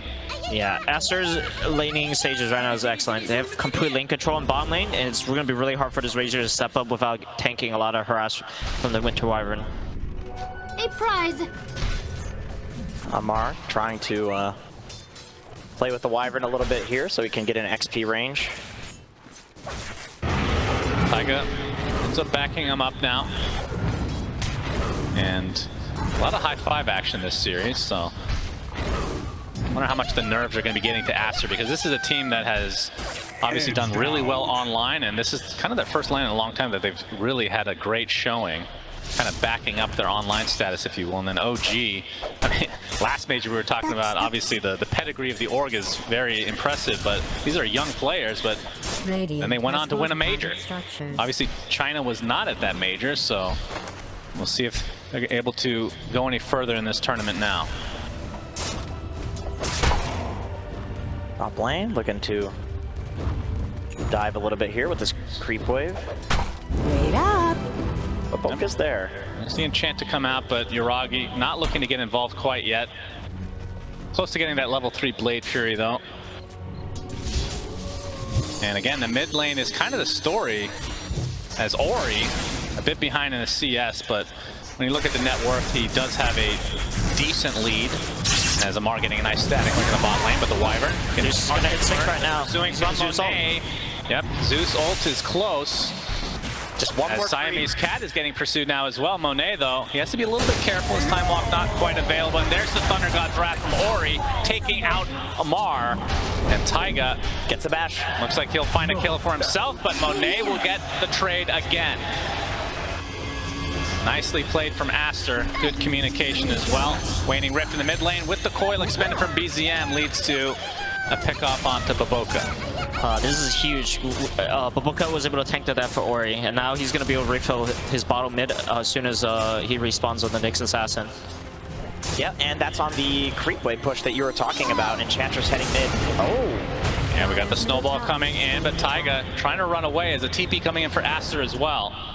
Just going to be there to refill the bottle of Ori. Yeah, second refill. And it's exactly like Sney was saying. This catapult wave, you usually as Enchantress want to at least pressure the tower a little bit, get to like 50% or something with the catapults. Oh, they're going in. Yeah, they wanted to go for the double damage onto BZM, but Baboka is there to try to punish it. Gets the mana burn and the impale. But now he's going to get turned on. Taiga gets off the tag team. Baboka trying to get this bounty rune, but it's going to be stolen along with his life. This is good by OG. They know that they need to pressure Ori. He's having too good of a game. XXS has to be a bit careful. Omni Slash doesn't have enough mana, but he does have 2 wand charges. He'll pop it. Still 5 mana away. Instead, he's going to go for Blade Fury, but that is going to force the Primal Split. Now he's going to get chased a bit. The stun to come out, and Uragi has to be a bit careful here. Damage. Yep. But he has some backup in the form of Seb and company. The entirety of OG seemingly is here, trying to keep their carry alive, and they'll do so. Now XXS in his regular Panda form looks to be very dead. Yeah, that was a really nice play from OG. Uragi diving like that, using the spin, forcing the Soul Ring into ult, so he's going to be really low when he comes out of the ult. And just trusting that his team was going to be there to heal him after the spin is down. That was really nice. And Monet looking to go for the Mask of Madness build again this game. And I mean, it did feel like he was having a good game. It was just a couple team fights just went in the favor of OG, and they just felt like they snowballed into the win almost in a sudden fashion. Yeah, but this game is going to be very different because last game he was responsible to do most of the damage during Chronosphere, but right now he has Zeus. This hero is made of damage. All he needs to do on this Faces War this game is just to frontline and help the Zeus survive, and the Zeus will end up having enough damage to kill everything. And also the team fight is not entirely dependent on the Chronosphere. They've got the burst split as well, and when he picks up an Eggs and Refresher Orb, all of a sudden the Chrono is kind of like a secondary mechanism for winning those fights. It's really more about the splits. Yeah, but he's already working on it. Amar is going to get off the static link along with his ult as Ori.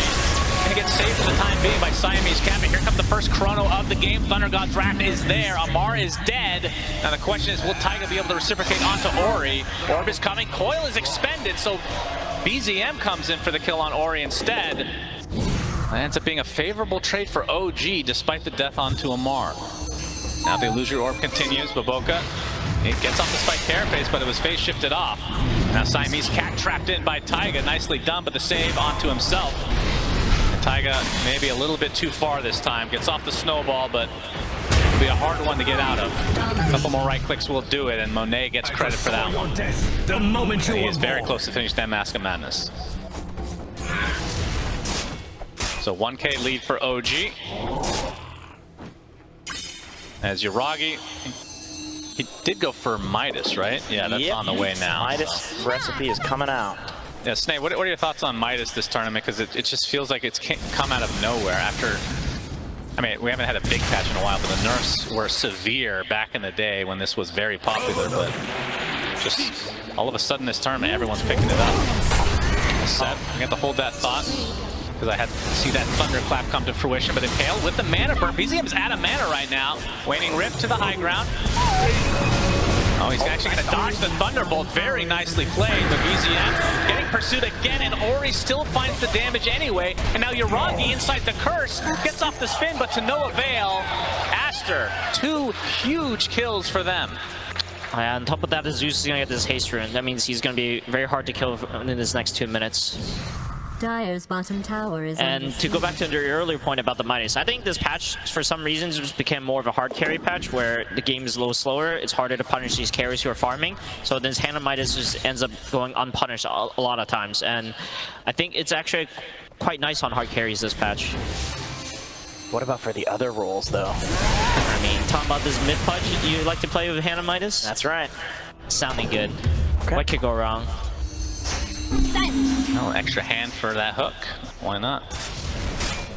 As the game relatively even right now. I mean, whose shoes would you rather be in at the moment?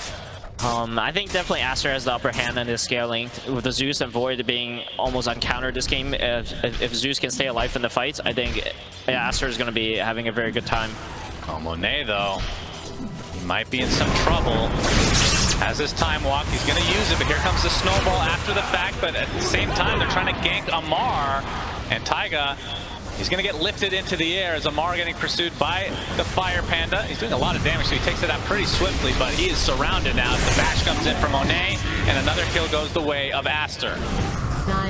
Taiga running on the other side of the lane now. Oh no, BZM Gonna try to go high ground, but the curse comes out. Impale to follow, and XXS and company. Thunderclap does get dodged by the snowball.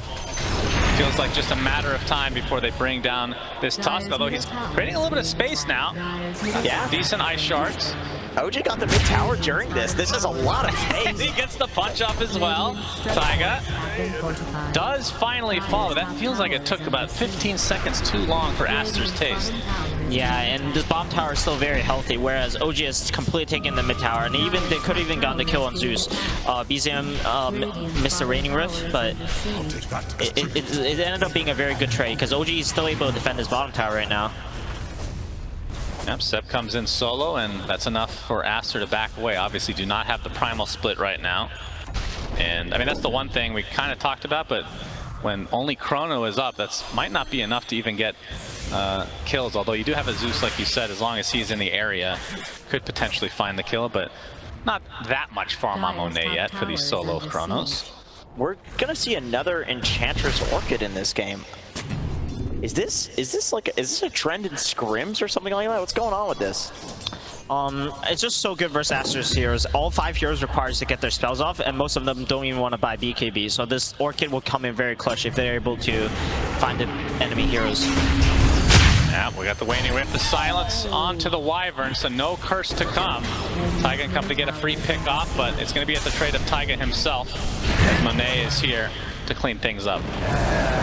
And he is about 1,000 away from finishing Maelstrom on the Faceless Void. But yeah, we'll see how this Orchid works out for Seb. Obviously plays a bit of a greedy, I mean, is he even a position 5? Supposed to be position 5, but plays more like a 4. I mean, he's got double Taiga's net worth right now, so no, he's kind of the 4.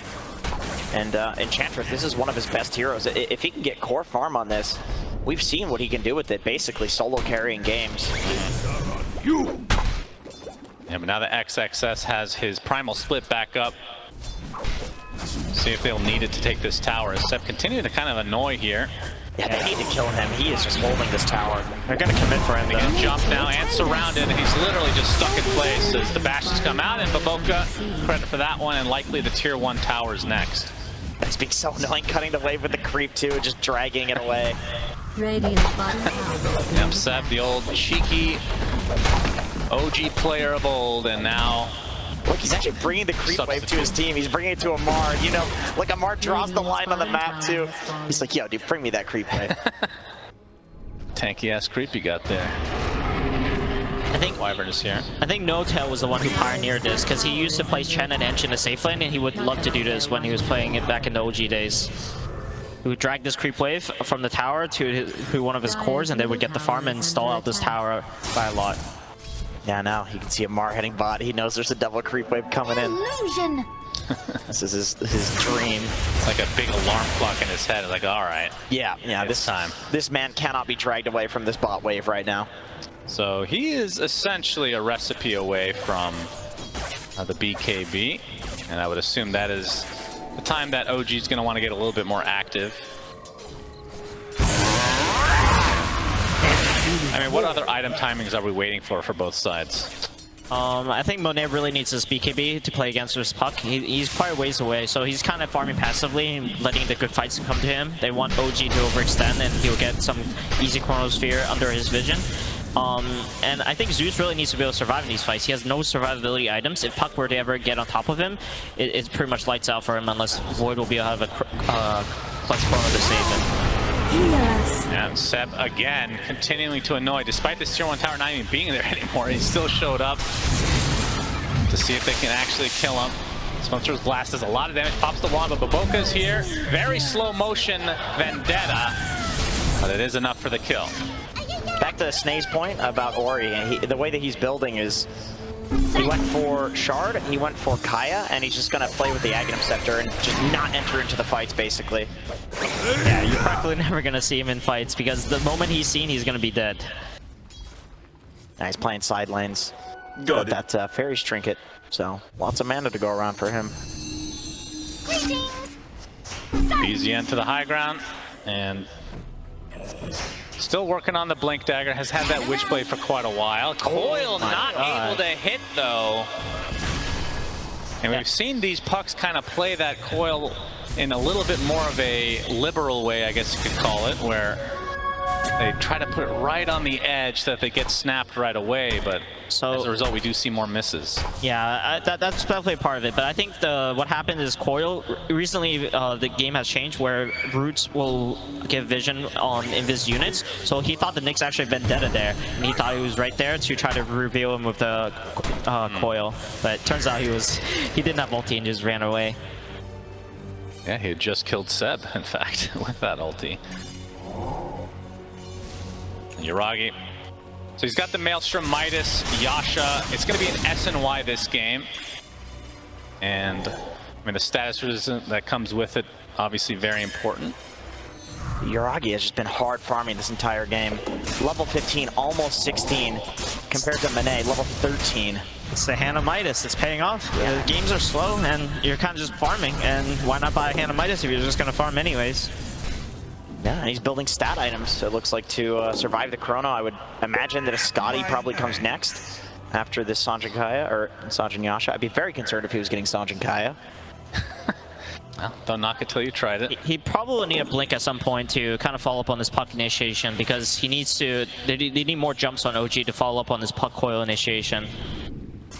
So I kind of expect him to get blink after Sanjin Yasha with the Shard. OG did smoke into the jungle of Aster, but if they find anybody, it might be Baboka. Either way, not the highest priority target. So both teams kind of resigned to just finding their item timings. And speaking of which, Seb's got his Orchid completed. It's coming on the Courier. It's a position 5 Enchantress with 6,000 net worth at 18 minutes. Yep, that is going to be a very big surprise potentially for Aster. Although we have seen it obviously a couple times before. So Aster are smoked up. They're looking to try to gank the Juggernaut right now. Yep, XXS. His smoke is going to break. Looking to use that ultimate. Thundergod's Wrath is there. He's going to get stunned. Omni Slash, but there's the Cold Embrace for the save. Monet not wanting to use the Chrono, but he's going to use it on his teammate and try to focus on the Enchantress. They can't right-click at all. So the Brewmaster dies before the split, and Monet has to try to time walk to safety. He's getting pursued now by Amar. He's taking heavy damage. Baboka looking for the Impale. He'll get it onto Amar, but he's going to get crushed. Cold Embrace comes and will be taken out eventually. Obviously there, Amar did die in that engagement, so it is a 2-for-1. Huge blunder by the Wyvern there. He could have just cursed and saved the Brewmaster. Instead he tried to Cold Embrace, and then the Orchid follow-up, there was just no chance he was going to survive. Yeah, kind of cocky play from the Brew. Going for the Thunderclap before even getting his ult off as OG now into the pit. So Roche #1. It might be contested by Aster. As you can see, the Dota win probability is very even at the moment. But BZM goes to the high ground. XXS gets off the Primal Split now, so let's see if he can get in the pit in time. Looks like he will, because Roche is only at half HP. Now Taiga getting bursted down. They're going to lift the Jug into the air, but that's the buyback onto Taiga now. Yuragi had to force out his Blade Fury. Dire's top tower. And now is Aster, being without that attacked. primal split, without that Chronosphere, and without that curse. They've got one more split. He does have the egg, so Radiant's bottom okay. tower is under siege. we've got one more to work with. But will that be enough without the Chrono and the Wyvern ult? Taiga into the pit now, Baboka, Vendetta, Spike Carapace is there with the Impale. Amar's already at half HP, and now Monet trying to focus on him, but the BKB comes out from Amar, getting out the static link as well. He's getting really low, has to walk to the other side though. And now Monet, with the time walk, reverses back to try to finish on Taiga instead and save Ori in the process. So they get the support in Taiga and Amar, but Ori gets deleted by BZM seemingly everywhere on this puck. Now Seth is going to take some right-click action from Monet. That's a double kill for XXS. And we'll see if that's enough for Aster to go in the pit, but they actually found Yuragi with his Tornado and the Curse to try to counteract the Blade Fury for the time being. Keeps them in place. Another silence coming out from BZM, and this Void has to be careful, of course. Siamese Cat is there with the Cold Embrace if he needs it. Yeah, he doesn't want to Omni into the Cold Embrace. That is definitely the right play. Wyvern was right there. Dukor still alive, and is he actually going to be going for this Roche? BZM ends up bottling something there, just the bounty rune. Does fill up his bottle, because he was completely out of mana at that point. All right, every hero almost alive again for another good old-fashioned Roche fight. And now we're going to have Chrono. Obviously, Curse not available. The problem right now for Aster is they're actually under vision of OG without realizing it, and they've smoked on OG, so they could definitely jump the back line. BZM. Get the jump now as Seb. He's going to get bursted. It's not quite enough for the kill.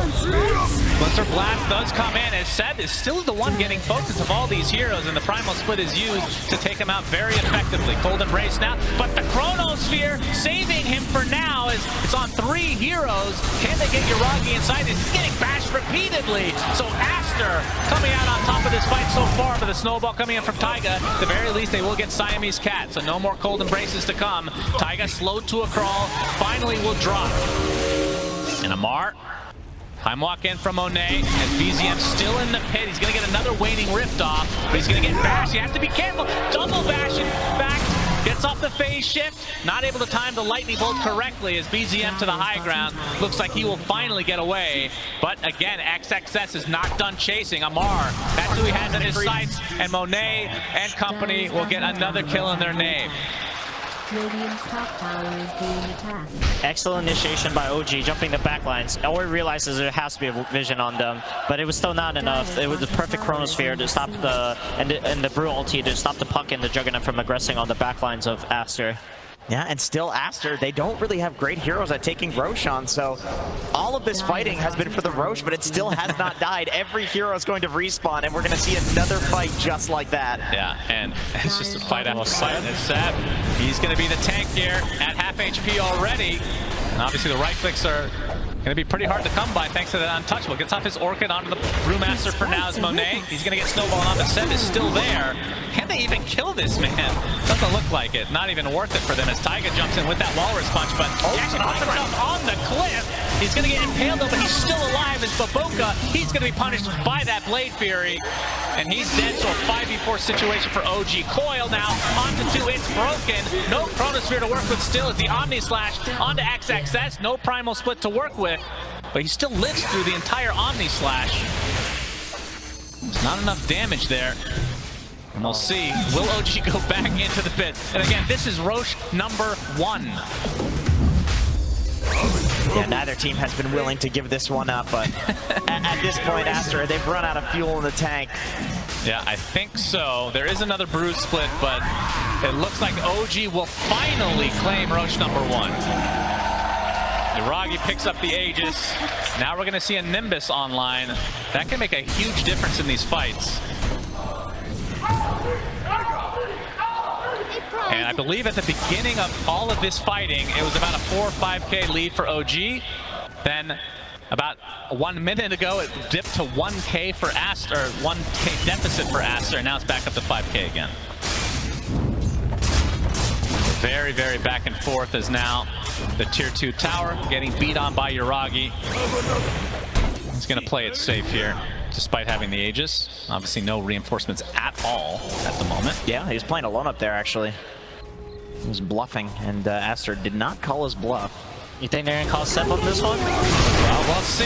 Nimbus is there. Yeah, wow. All right, well, that's a lot of damage. Monet, he's going to pop the BKB, trying to bait them into this Chronosphere. He's going to kill Taiga as a result. BZM looks to be fine, though, so 2 supports dead for OG. And this is going to kind of chip away at the timer on this Aegis. At least that's what ASTER's perspective will be at the moment. That Zeus ulti ended up going so well. It scouted the OG members completely, and the Void was able to BKB in Chronosphere and actually turn around and kill Taiga because of it. Yeah, and XXS, he's been farming while all this nonsense is happening. He's got the Refresher Orb, he's very close to the Refresher Orb. Has 2 Perseverances, and once Brew gets those 4 ults, we've seen what can happen. Very terrifying late game fighting potential. Yeah, I can't believe all that fighting, and he's still getting this farm. Yep. So very close. I mean, I would assume the item after that is an Eon Disc, because that just seems to be the Brewmaster thing. Yeah, just survived to get the ults off. And Yuragi, he's got, what does he have right now on him? Got the Maelstrom into Mjolnir finally, S and Y. So now his ultimates will hurt. That might be enough to kill a Brewmaster in that last situation. I think he was just missing a little bit of attack speed. Yeah, Wyvern needs to go down for that to happen, though. That's why he used the Omni in the previous fight, because he knew there was no Wyvern. Wyvern is the #1 priority for OG to take out in these fights. Yep, 4K lead for OG. Smoke coming from OG. They're looking for a fight. And we'll see if they find it. Baboka breaking it, but doesn't look like there's a dust. In fact, Ori's found with this coil, but look at the damage done to BZM as a result. Now the save onto Ori to keep him alive for the time being. And the ult comes out from Siamese Cat as well as the puck. Very low on HP. He's going to drop it. It turns into a triple kill from Monet. Huge turnaround from ASTER as Yuragi able to get that Omni Slash out. But like you said, there is the Cold Embrace again. Monet pops the BKB, gets a lot of his HP back, and now turning his sights to Yuragi. That is death #1. The Aegis is down as Amar is trying to save his teammate, but another Brew Split comes and another Chrono actually. Monet just came off cooldown, gets off that, gets a nice kill there, and now onto Yuragi they go. And he is completely surrounded here, and he's going to be brought down. So a full team wipe for ASTER, which started out as a pretty good initiation, it felt like, from BZM. Yes, perfect counter initiation from Baboka. He was just at the right place at the right time. He stun locked the puck, and then they were able to stop the Zeus from dying and to have this beautiful turnaround. And after that, they immediately gave Puck the gem, because he realizes if this happens one more time, it's probably going to be very tough for OG to win this game. Yeah, and this curse was very beautiful, catching 2 heroes right at the absolute radius of it. Well, that was definitely an easy fight for ASTER, given that. You can see Chronos still on cooldown here, so actually turned out really well for Monet. Came up just at the right time here. BZM is under the vision of ASTER. They're trying to pick him off. They know this gem is very valuable. And we'll see if they're able to pick him off, but BZM keeping his distance now. And saw the power of Siamese Cat. I mean, his saves are kind of out of control here. As we're going to see a coil. That's going to be the death of Baboka to start this fight. Snowball kind of delaying things. Taiga is able to blink out to safety. It looks like ASTER will just retreat now after not getting what they came for. Dude, Seb has a full Bloodthorn on a position 5 Enchantress. Okay. He's actually almost got as much farm as Amar. That's insane. Yeah, that is not what I was expecting. This might be the fastest Bloodthorn in competitive history on a position 4/5 Eng. That probably is right, yeah. XXS, he has got all his ults now with the refresher available. And he's already 1,000 into his Eon Disc as well. As much as I believe in OG, guys, I don't know what you do against this late game lineup of ASTER. Like, how do you fight around this many Brew ults? Like, what is the actual strategy in these engagements? you probably need to pick him off at the start of the fight, or just completely ignore the Brewmaster and try to assassinate the backlines of Aster on the Zeus and the Wyvern, because they are quite squishy, and the Puck can definitely do it, which, now that he can have full vision of this Nyx Assassin, so then he won't be able to get caught off guard again. And I do feel like OG, they have the ability to play long fights. Juggernaut with the spin being such high uptime, and Razor being so tanky and trying to, you know, keep people's armor really low. The Eye of the Storm, he's gonna have multiple BKBs. Puck, obviously, this hero wants to get multiple rounds of spells off, so I do feel like if the fight goes long enough, they just ignore the Brewlings, they could kill all of Aster. Of course, they need to also not die in those long fights as well. So jumping the backlines is the name of the game for both sides. And Monet, he's 200 away from full Scotty now. So that's probably what they're waiting for. And even a BKB onto Ori.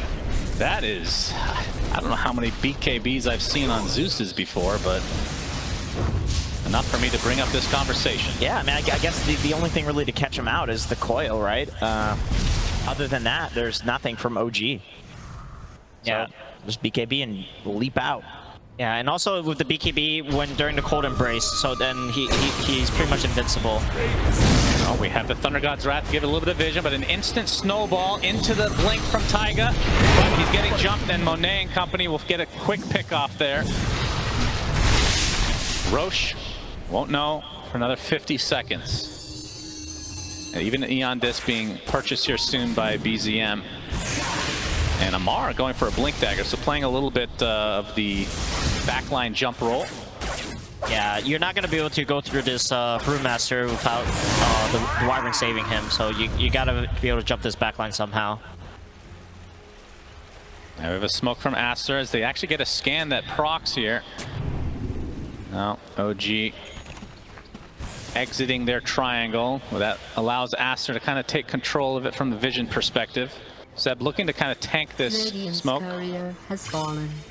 Yeah, but he does not have buyback, and his team is not around, so he can't really bait this fight. Yeah, he did build into the full Dragon Lance, so no buyback on Seb. But he is he's basically a core in the next fight. Yeah. Dire structures have It's going to be almost like a max respawn, looks like, right? So yeah, it's going to be a lot of time for OG to kind of make their next move. Looks like the move is coming now. Yeah, they're going to smoke. Obviously, they don't have an idea that Roche is not up yet, so this could be, in their minds, a fight for the second Roche.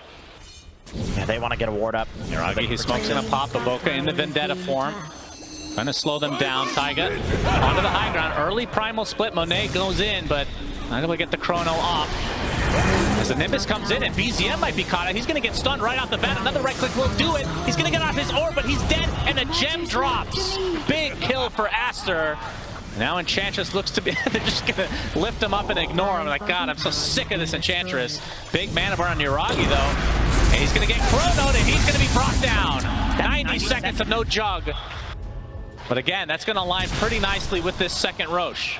So we'll see what Aster can get with these two cores dead.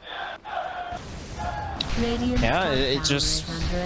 OG's not able to find initiation, and even if they did, unless they bring the Zeus down, both supports in that fight had buyback, so it was just not a fight that they're very likely to win.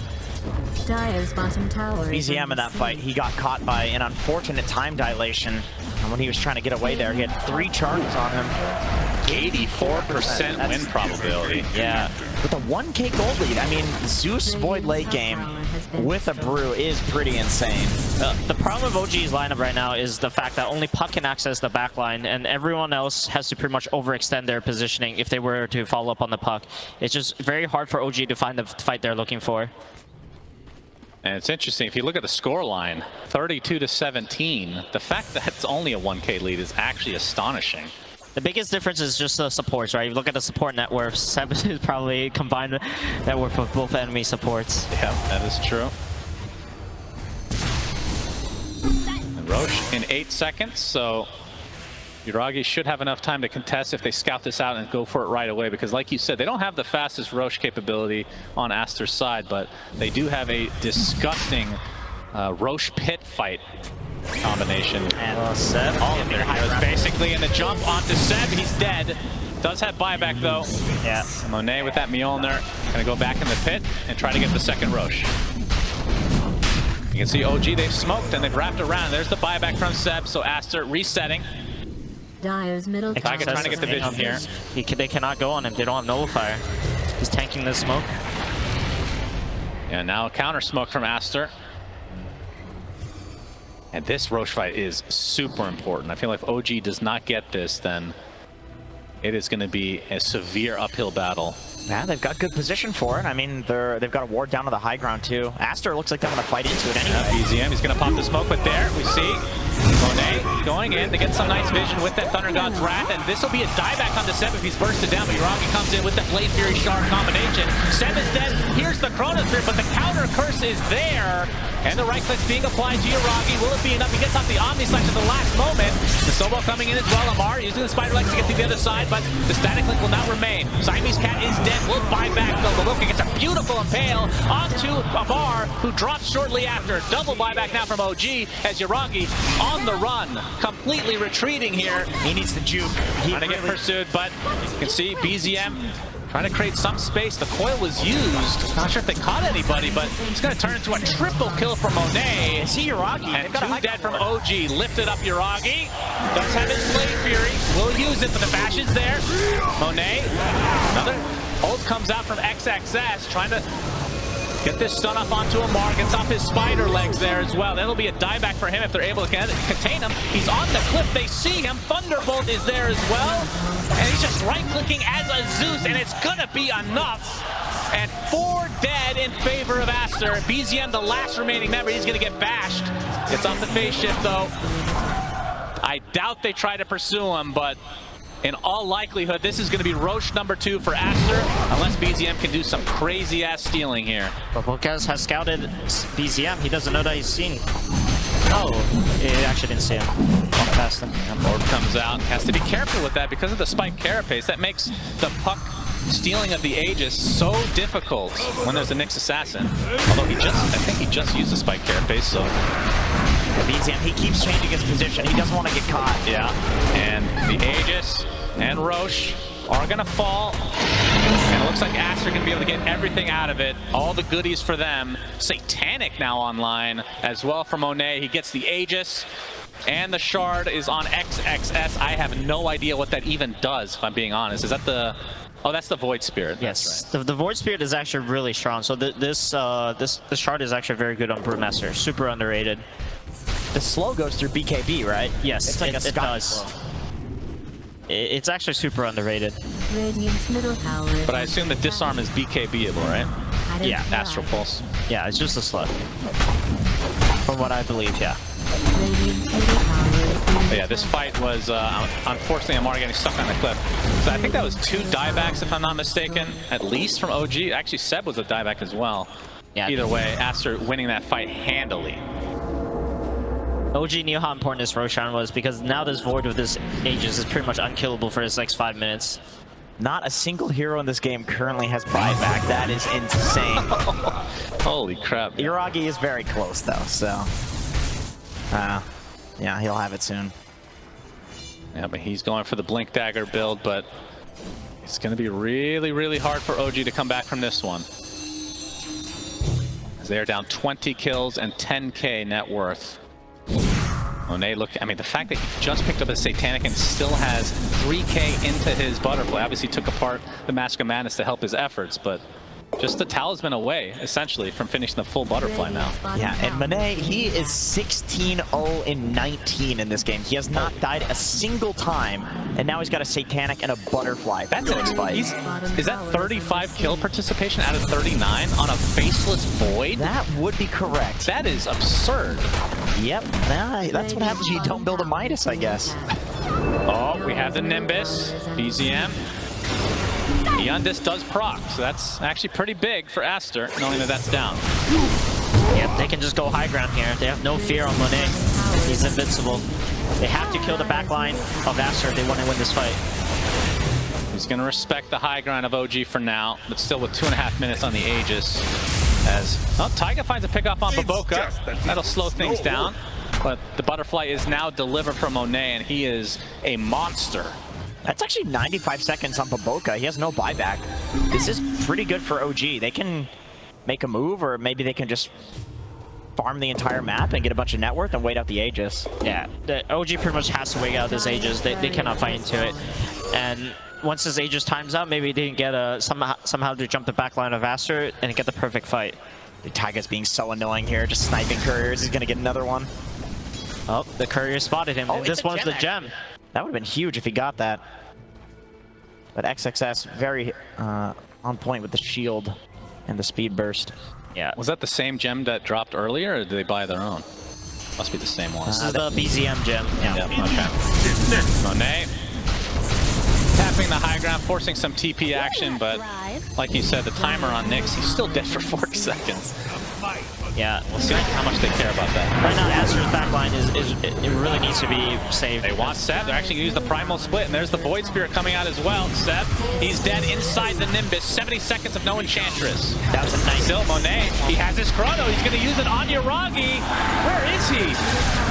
Where was he to begin this fight? He's going to get the Omni Slash at the last moment, though, to try to stay alive, but it's more of a defensive measure than anything else, as two are dead for OG, and Yuragi getting chased. But he will get his blink off with the Blade Fury, as Amar inside this Nimbus has to BKB in, again, a defensive measure. And the Pine Cone will be deleted, so no more weird stuff coming from the Seb Enchantress. And now the high ground siege comes.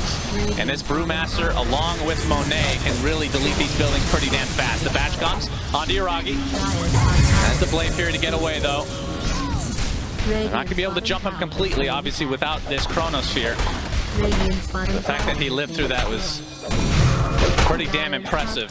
But this is going to be a set of racks for Aster. As Yuragi's coming up on the backside. He's going to get the blink and the Blade Fury, focusing on Ori. He's not going to be able to live through this. Nicely done from OG. Static Link coming out from Amar and gets lifted into the air at BZM. Looks like he'll live. Has to kind of sidestep that Nimbus, though, as the Primal Split used to try to make sure that Aster can get away. So they lose a couple heroes, and they actually do not even get the melee racks. So OG defends, and it's only a 6k lead for Aster as the Aegis is now consumed.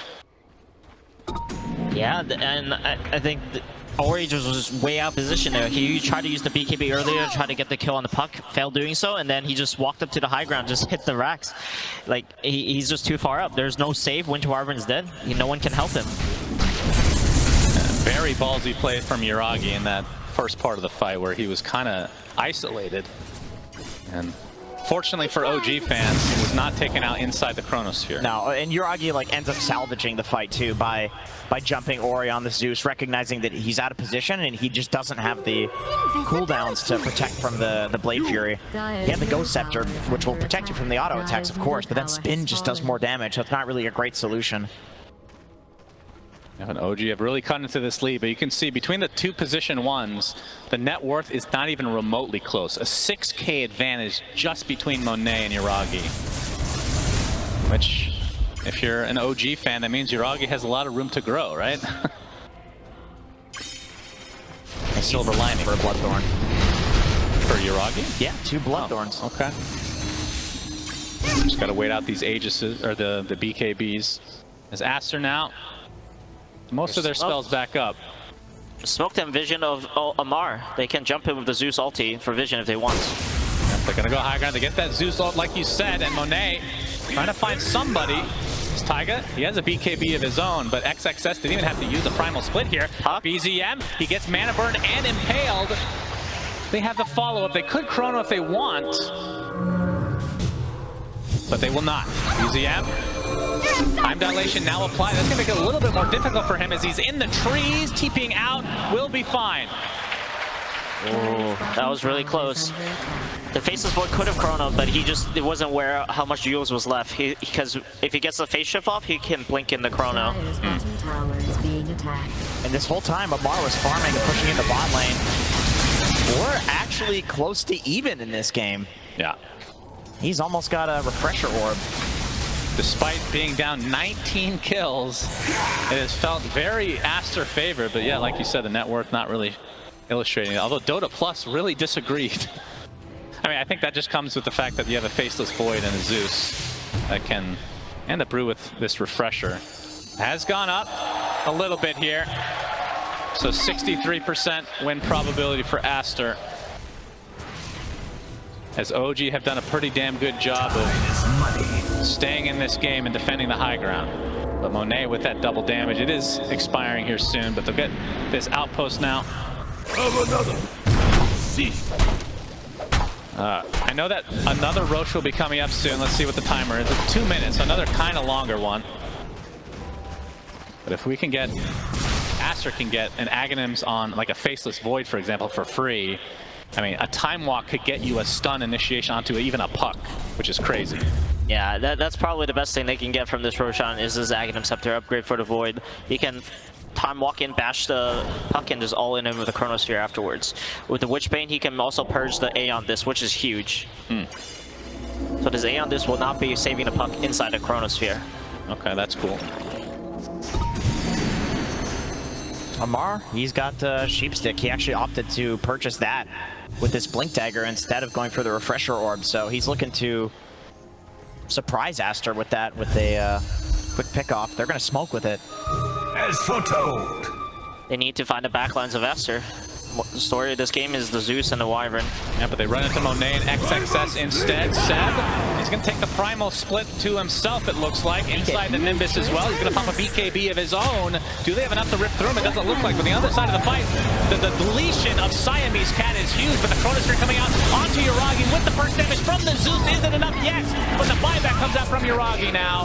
And Seb, they're still trying to go on top of him, but the instant sheep from Amar. Can they turn this around onto the Faceless Void? Monet gets the time walk off, and he's very healthy indeed, and time to actually position himself forward because of the snowball. But there, the buyback from Yuragi coming to fruition now, as the Blade Raiders ripping through this void. Buyback though, 2 of them from ASTER, and it's another 5v4 in favor of OG, but they lose the Puck, and he buys back now. And Amar gets off another sheep, this time onto Ori. He finally pops that BKB, but another Primal Split comes out as Amar attempting to TP out. The bash, not there. So OG staying alive here, but the Impale coming out onto Taiga in the river. Don't think they can save him, so now it's a 4v4. Surely there's no buybacks available. I guess there's one on the Ench and Brew for now. As the next Roach is up, but Seb inside this Nimbus is going to get the spin help from Yuragi. But it looks like Seb will eventually fall. Finally, double kill from Monet. Took them that long. He was initiated on in this fight, and now he buys back. And he's back towards his outpost as Roche number 3 is available. I see why the win probability looks like this. It is looking so difficult for OG to fight this, even though they're playing the fights really well. Jumping the backlines like that. Ori on the Zeus, he's doing so much damage. Oh, I thought they were going to go for it. It is a refresher shot, so no Aghanim Scepter. It's a pretty good refresher. It is a good refresher game for both teams. Yuragi, he goes higher. They want to fight right now. He's going to get bursted. Only half HP, gets the Blade Fury up, but the Zeus, Ori's in a lot of trouble. He's dead. We'll see if he ends up buying back Monet. He's silenced for now. Has to pop his BKB as Amar gets a little baby static link up, but finally the buyback comes out from Ori. Man, this game, so close. Yeah, ASTER's waiting for this Primal Split on Brew. They have 30 seconds with no ults from him. I think the difference maker is going to be the refresher on the Faceless Void. He has 2 Chronosphere and 1 BKB if they do choose to take the fight. Yeah, that is big. 5 seconds left on his regular. As Amar, blinks out. Impale, not going to find him. So Boboka kind of missing out here. See BZM trying to be a bit of a hassle. But Brew ult, he's got 1 up now. See if he has enough time to get his refresher off here for that next engagement. Looks like he will. Into the pit, BZM gets the Waning Rift onto XXS. That's going to be a hard target to get through though. Still has the Aeon Disc locked, so they can't really go on him. Amar, the only player in this game currently with buyback. So OG. Amar should be frontlining for his team because he is the only one with buyback. He needs to be the one baiting. Nimbus to try to scout this out. That's one advantage ASTER could have, but then again, you are playing against an Ench with creeps. Oh, but the jump onto Amar. There's the Chronosphere, but that is a dead Wyvern to start us out. It is a decent Chronosphere on the 2, and Nimbus doing a lot of damage, but you can see Amar buying back into the game. The Faceless Void, Ori, oh my god, he gets the Chronosphere off just at the last moment, and Monet, he'll find one. Trying to focus now onto Seb. That's going to be essentially a dieback for him. Blade Fury coming in from Uragi, but now kind of trying to retreat as BZM very low on mana himself. And OG outnumbered. XXS, he gets off his primal split again thanks to the refresher now. Check out some of the damage onto Uragi. And the Sheep coming out from Amar to try to focus down this Placeless Void instead, but it looks like Uragi might be falling. He does die. 3 dead in favor of ASTER, but it's going to be a trade for the Nyx Assassin. Amar, he's going to be spotted. He just bought back a dieback for the Razor now. So ASTER, a 3 versus 1. Could go for the Roche, or they could try to go for these buildings, knowing that so many buybacks are on cooldown. Yeah, they draw the line. They've got 2 catapults. They ping the wave. They know they just have to protect this. They can go down mid. It is going to be BZM versus the world right now. Radiant's middle tower is being attacked. Monet, no chrono available, so finding BZM is going to be seemingly pretty difficult. The Nimbus is there, though. Looks like he'll get his distance, but this is 2 siege creeps to go through, so BZM can't really do too much about that. And I would assume they get the tier 3 and just go throne here. Is ASTER. They are going to try for it. XXS does have an ultimate available, I believe. He's going to get silenced for the time being. There's that thing bugged in the top, I'm not sure. Either way, the tier 4 tower is dead. There's only 2 members of OG are in the area. Ori has to pop his BKB just to survive through. BZM, Taiga, he actually pops his BKB, but he's trying to slow this down as much as possible. You can see Ori getting completely focused down, and he's dead to BZM's right click. But the complete target here from ASTER is the buildings. He's trying to kill Tier 4 towers are dead, and now they go for the throne. BZM living on a sliver of HP. Finally, the primal split comes out, and the GGs come out. ASTER secure themselves top 3. OG eliminated from the Arlington Major. What a game. A little bit of trash talk at the end.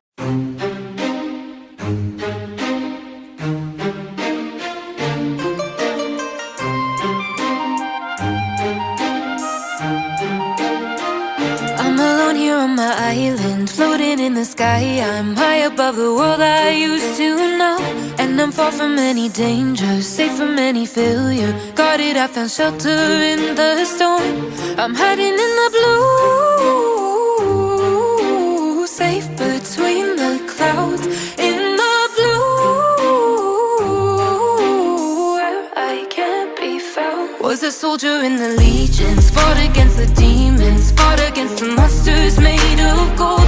But they stormed across Arcadia, following their nature, washed away the place I once called home. I'm hiding in the blue, safe between the clouds. In the blue, where I can't be found. I'm hiding in the blue.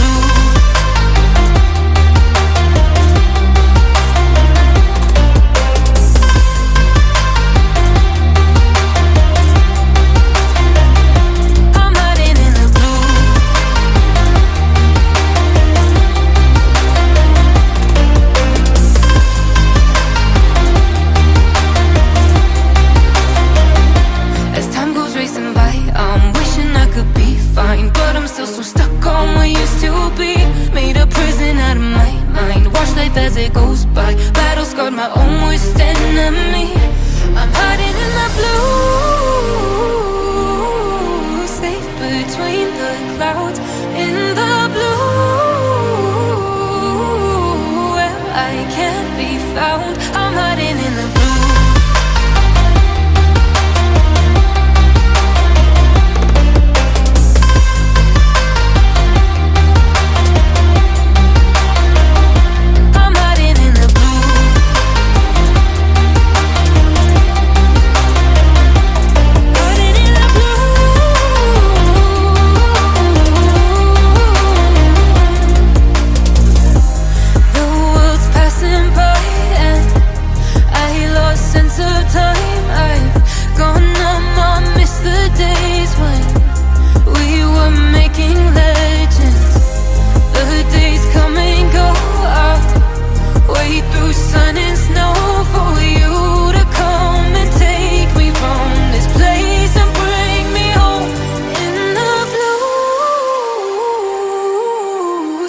Between the clouds.